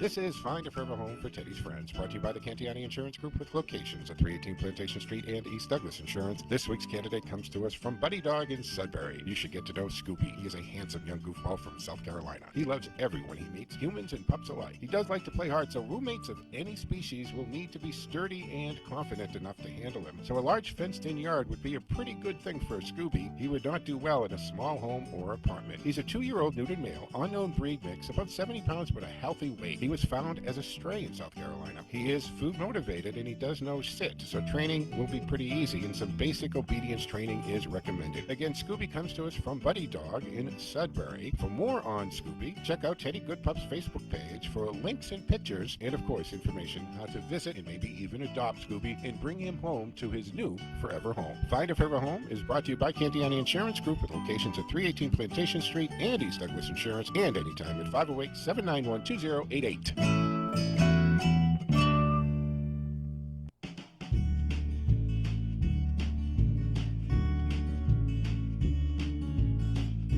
Good morning and welcome to Handling Change from the Box Drop Mattress Studios. I'm Joe Mangiacotti, and this week we're going to take a look at some tips for springtime on Handling Change. These are great tips that help you handle the challenges and the changes in your life. So some tips to get your home ready for spring. Well, maintaining a healthy home goes beyond dusting and vacuuming. When is the last time you checked your smoke alarms? How about the last time you cleaned out your dryer vent? Follow some of these tips to make sure that your family and home are ready for a happy and clean spring season. First of all, clean the gutters. Grab a ladder and check the gutters for debris. Remove as much as you can with your hands and don't forget to use gloves. Remove any leftover gunk with the garden hose and take off the nozzle and have a helper turn on the water when you're ready and shove the hose into the downspout to power out the gooseneck bends. Make sure the downspouts channel water at least 5 feet from the foundation walls. Then go back into the house and scrub the walls, baseboards, and outlets. The bathroom, the kitchen, the bedrooms, the living areas with a sponge and brush and mild soap and water. This includes baseboards and the outlets, but make sure you completely dry those outlet covers before replacing them. Then replace the filters, including water, range hood, air vent filters. You should replace these filters every 3 to 6 months, depending on the type of filter you have. Then clean faucets and shower heads. That's right. Unscrew the faucet, sink sprayers, and shower heads. Soak them in equal parts vinegar and water solution. Let them soak for an hour, then rinse them with warm water. This will help clear out the calcium and make the water flow better. And please clean out the dryer vent. A clogged dryer vent can be a fire hazard. To clean it, disconnect the vent from the back of the machine and use a dryer vent brush to remove the lint. Outside your house, remove the dryer vent cover and use the brush to remove lint from the other end of the vent. Make sure the vent cover flap moves freely. Then wash exterior windows. Here, I'd suggest you hire a window cleaning service to clean all exterior windows. And then you want to keep allergens away. Keep dust, mold, and pollen at bay by decluttering your home, checking pipes for leaks, and keeping the air clean. Check the foundation vents. A house with a crawl space has vents along the foundation walls. The vents provide air circulation that helps prevent excess moisture and mold growth, and they prevent critters from taking up residence underneath your home. The screens collect leaves and other debris from fall and winter. Spring is a great time to clean them out and check for damage. Clean the vents by hand or use a shop vac. Repair any damaged screens. Critters can get through even the smallest holes. And clean the grill. Your grill has most likely collected dust during fall and winter. Help your grill live a long life with some simple tips. Whether you have charcoal or gas grills, keep them clean. Prep your garden. You can't have a successful garden without good soil. Check this post for further details on how to prepare your soil to help you grow a lush garden. Test smoke alarms and CO detectors and change out batteries as needed. It's cheap, it only takes a few minutes, and you can save your family's life. Then clean your outdoor furniture. Outdoor entertaining season is just around the corner. Again, check this post for links to some more details and tips on cleaning your outside furniture, whether they be plastic or canvas. Thank you for joining us for Handling Change from the Box Drop Mattress Studios. Join us here each week at 7:30 a.m. as we give you the tools to handle the changes in your life. Visit us at handlingchange.info, follow us at Talking Change for You, and of course, you can contact us directly at handlechange@gmail.com. For Handling Change, I'm Joe Mangiacotti. Hey folks, Joe Mangiacotti here, and you might have picked up on the fact that I've recently moved and was taking the time to purge the clutter and freshen up some of the furniture and decor. And there is no better item to freshen up than your bed. That's right, your bed is the most important piece of furniture you have. After all, you spend more than a third of your life on it. I checked out the huge, once family-owned stores with tens of thousands of square feet of showroom and warehouses and movie theaters and food courts and shows and the overhead that goes with them. But then I discovered a true family-owned shop. John Rosenfeld and his son have a small showroom and warehouse right in Metro West, 50 Main Street, Ashland. John and his family are actually there in person. They do keep hours, but will meet you by appointment. That's right. John will meet you when it's convenient for you. I first bought a mattress from the big store the brothers used to own and a power base that moved the head and feet, but then I met John and checked out his showroom at 50 Main Street in Ashland and online at boxdropmiddlesex.com and ended up with a better mattress and power base that also heats and massages, all for less than half of what I was going to spend at the other place. Box Drop is a discount mattress store, and John specializes in clearance and closeouts and buys directly from the manufacturer with low overhead and just family employees, passing the savings on to you, and you can see it reflected in the price every day. Click boxdropmiddlesex.com or call John on his cell. This is his cell number, 508-579-9309. That's 508-579-9309. And find John on Facebook at boxdropmiddlesex. John loves referrals, and this is the best referral I've given so far this year. Dropboxmiddlesex.com. To join the conversation, call 508-871-7000. That's 508-871-7000. Now, here's your host, Joe Mangiacotti.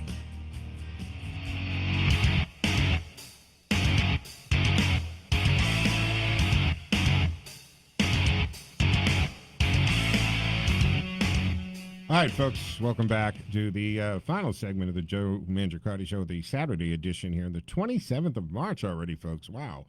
All right, from the Box Drop Middlesex Mattress Outlet Studios, I'm Joe Mangiacotti, and our phone number is 508-871-7000 to join the conversation. That's 508-871-7000 as we broadcast from our palatial but not overly ostentatious studios in Westboro, Massachusetts. Our text line is up and running, 617-297-8388. That's 617-297-8388.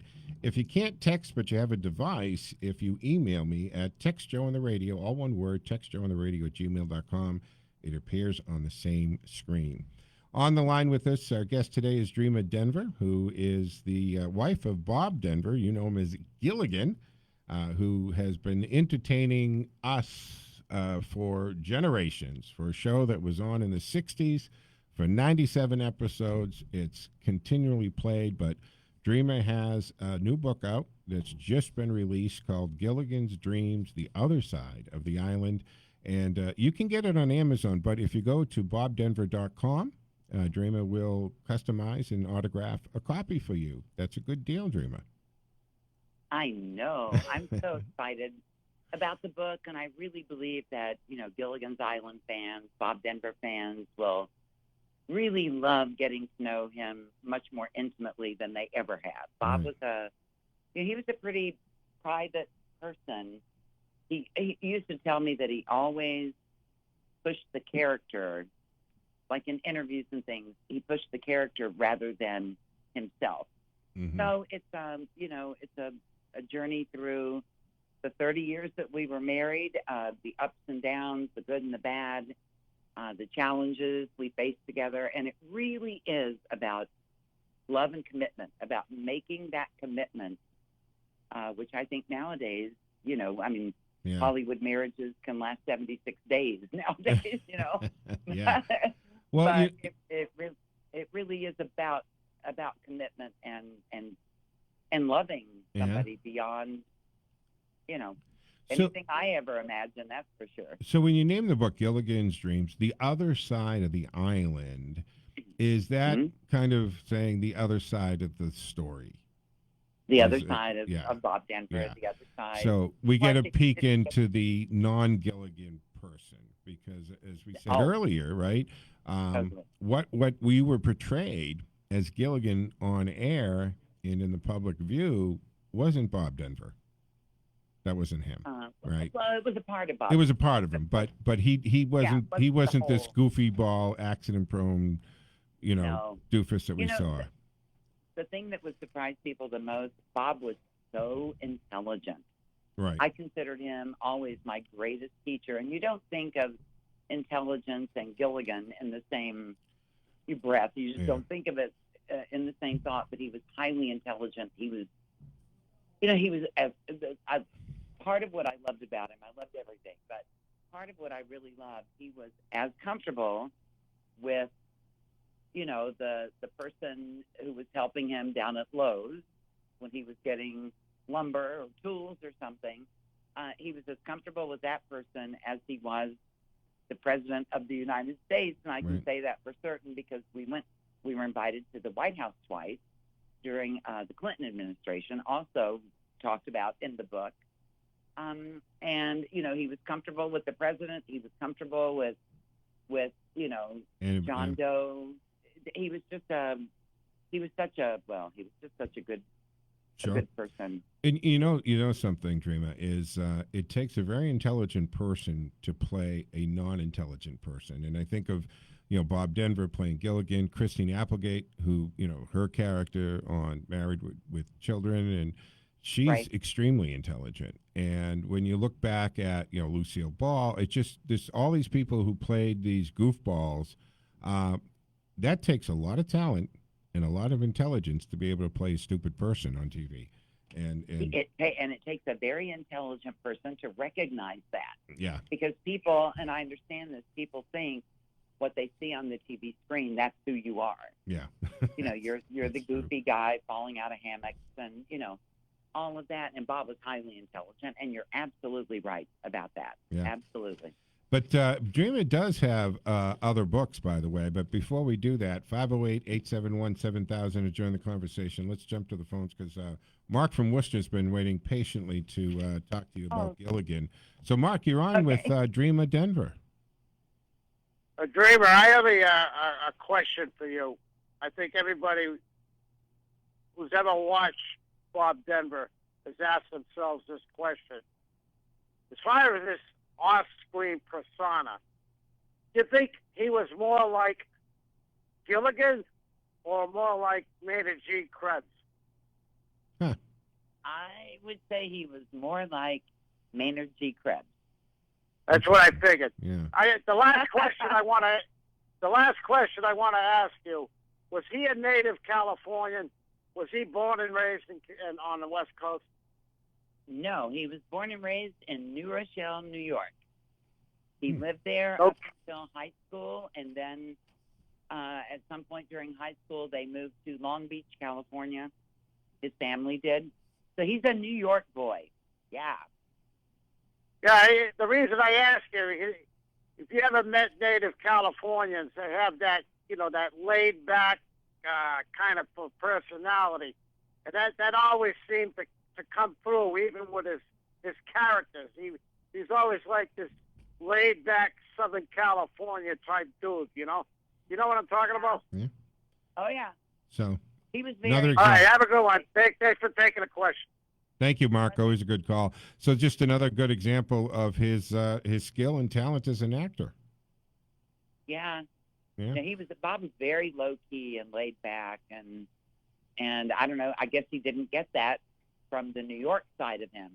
He must have gotten that, like Mark said, from California. Yeah. Part of it. Well, it's so I didn't realize that, Dreamer, that he was born and raised in New Rochelle, which is actually, isn't that where Dick Van Dyke's character lives in the Dick Van Dyke Show, right? When he's married to Laura. Yes, exactly. Yeah. Right. Yeah.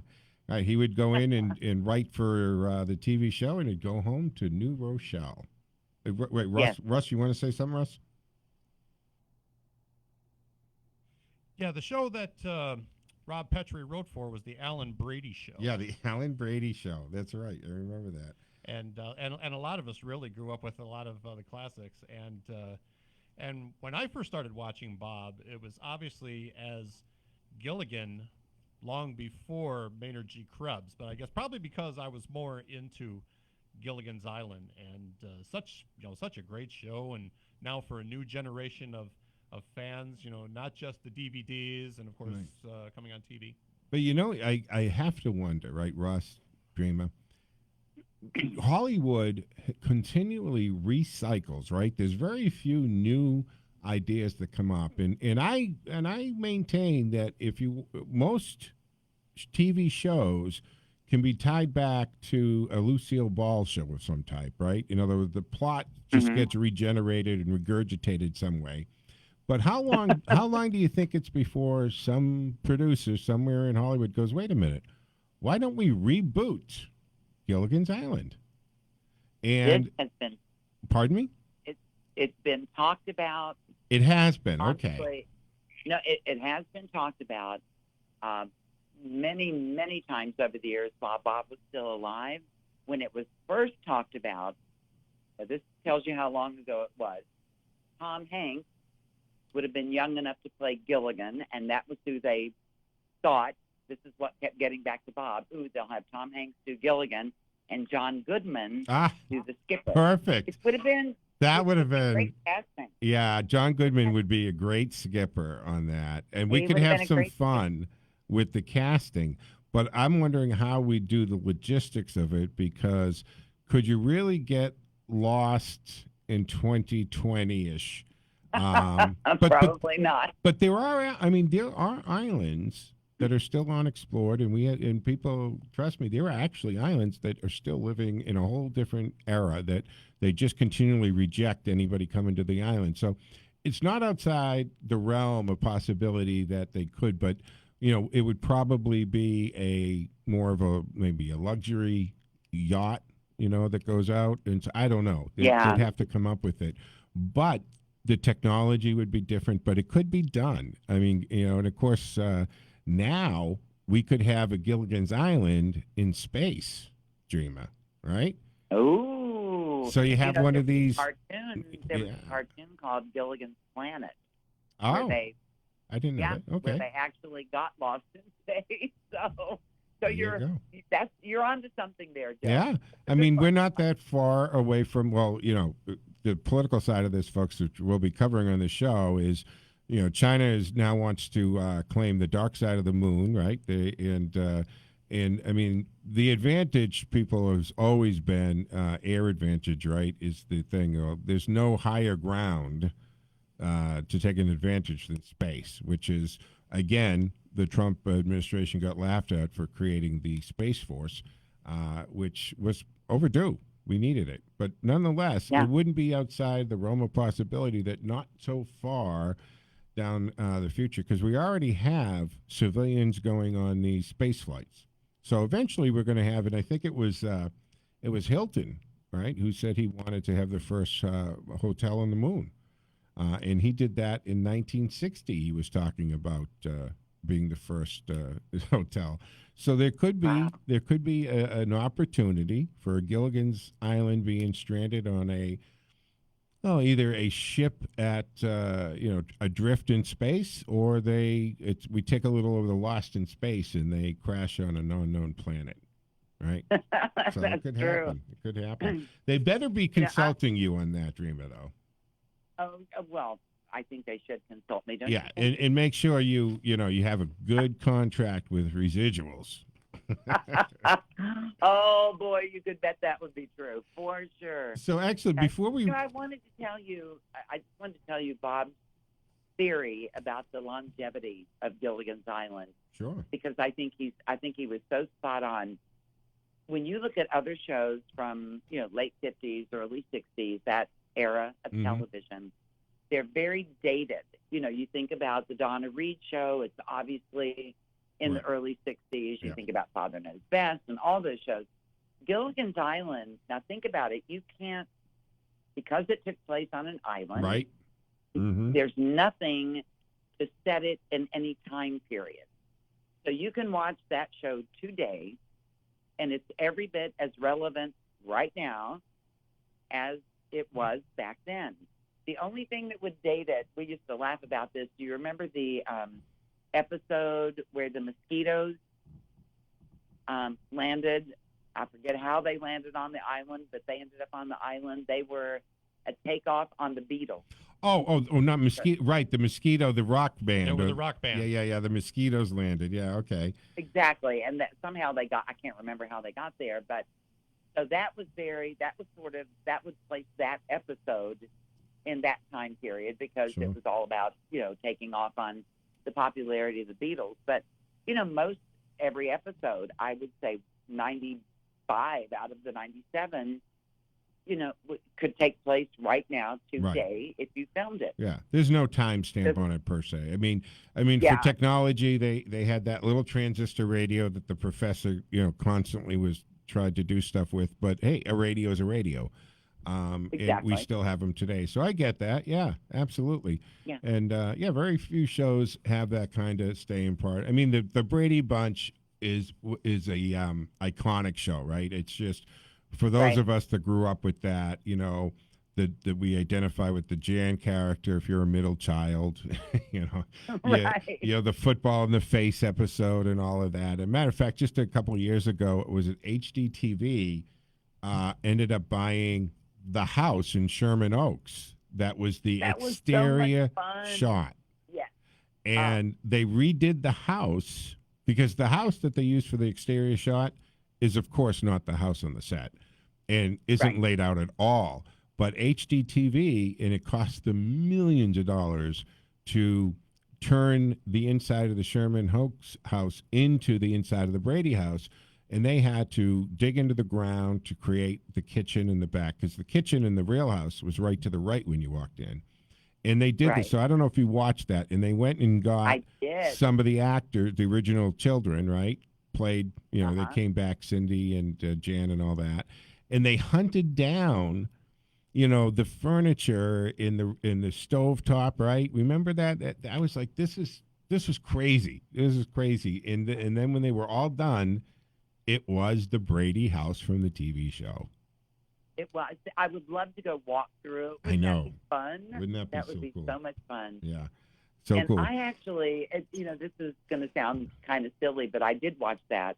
I'm an HGTV addict, for anybody out there who wants to know. I love Renault, and I love all of that. And I watched that show, and I remember during the course of watching it, I don't know if you remember when Hope Juber, Sherwood's daughter, was on one of the episodes, and I literally got teary because it just brought back. Oh, you know, I mean, because you knew these people, you know, right? You knew that you met these people, you knew these people, so I can't even imagine that, you know, what it's like. Well, I was so surprised because I was just excited about the premise of the show, and I love the Property Brothers who kind of you know, spearheaded the whole thing. Yeah. And when Hope came on the screen, especially, I got all teary because that was such a huge part.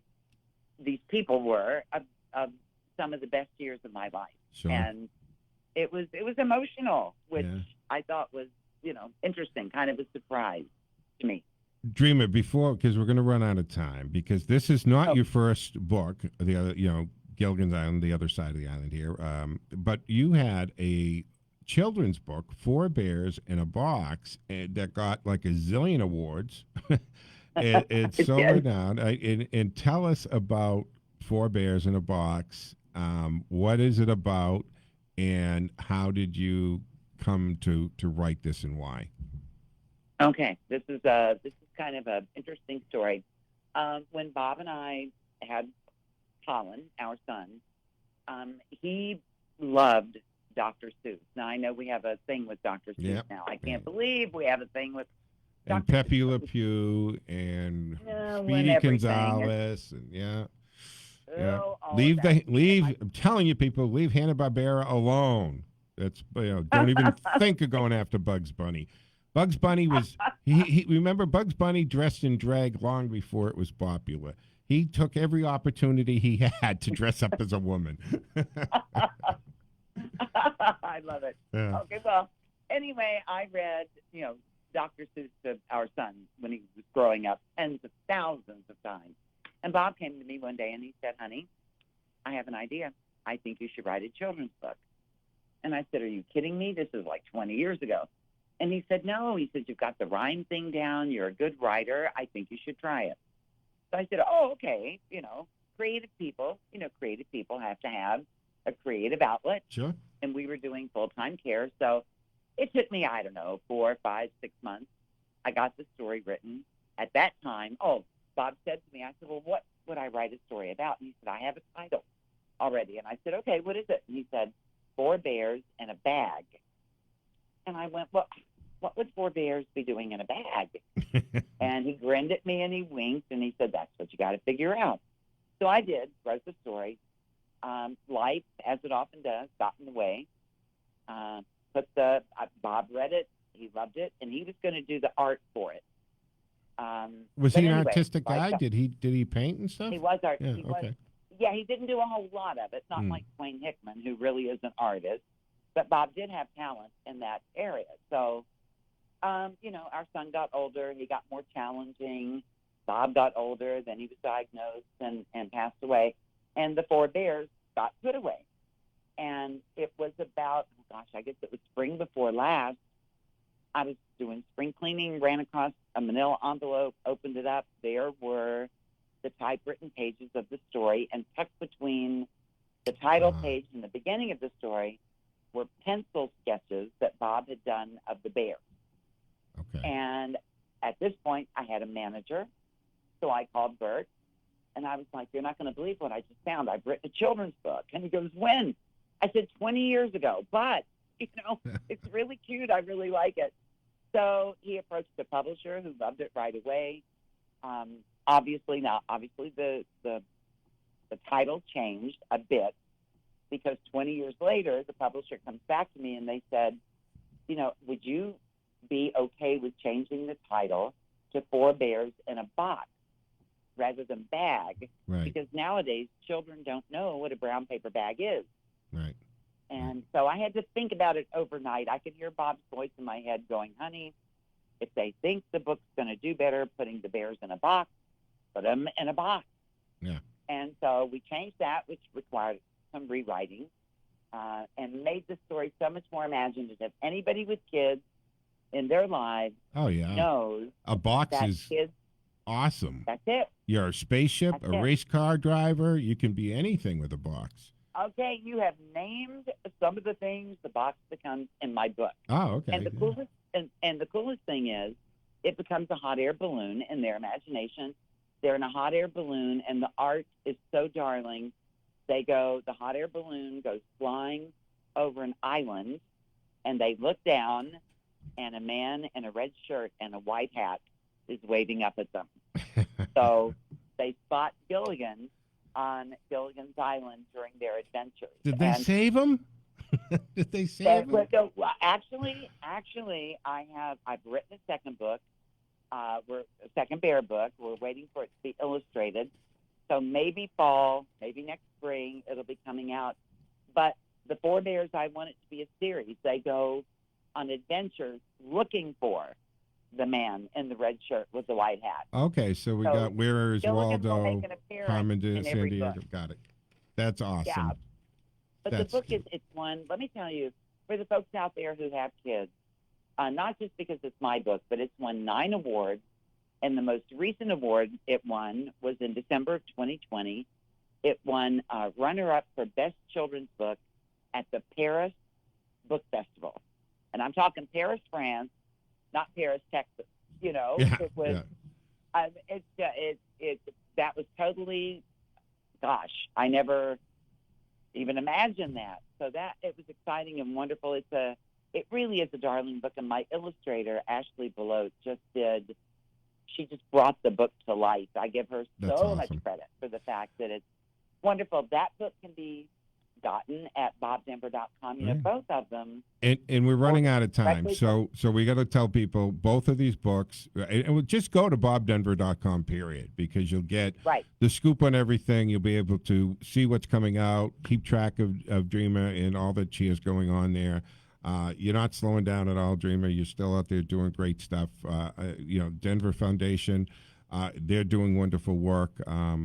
Say hi to Colin for me. Flight. I know you're still taking care of your son after all these years, and we're against the clock. I want to thank you for spending early morning with us here on the Joe Mangiacotti Show. I appreciate it, and we'll have you back again, of course, Dreamer. I would love that. You were worth getting up early for. Thank you. That's the nicest thing anybody said to me in a very long time. All right, folks. Dreamer Denver. Go to bobdenver.com for more of these details. Thank you so much. All right, folks. That wraps it up for me today. I'll be back tomorrow morning at 6 a.m. for the Sunday edition of the Joe Mangiacotti Show, right here from the Box Drop Middlesex Mattress Outlet Studios. Enjoy the rest of your Saturday.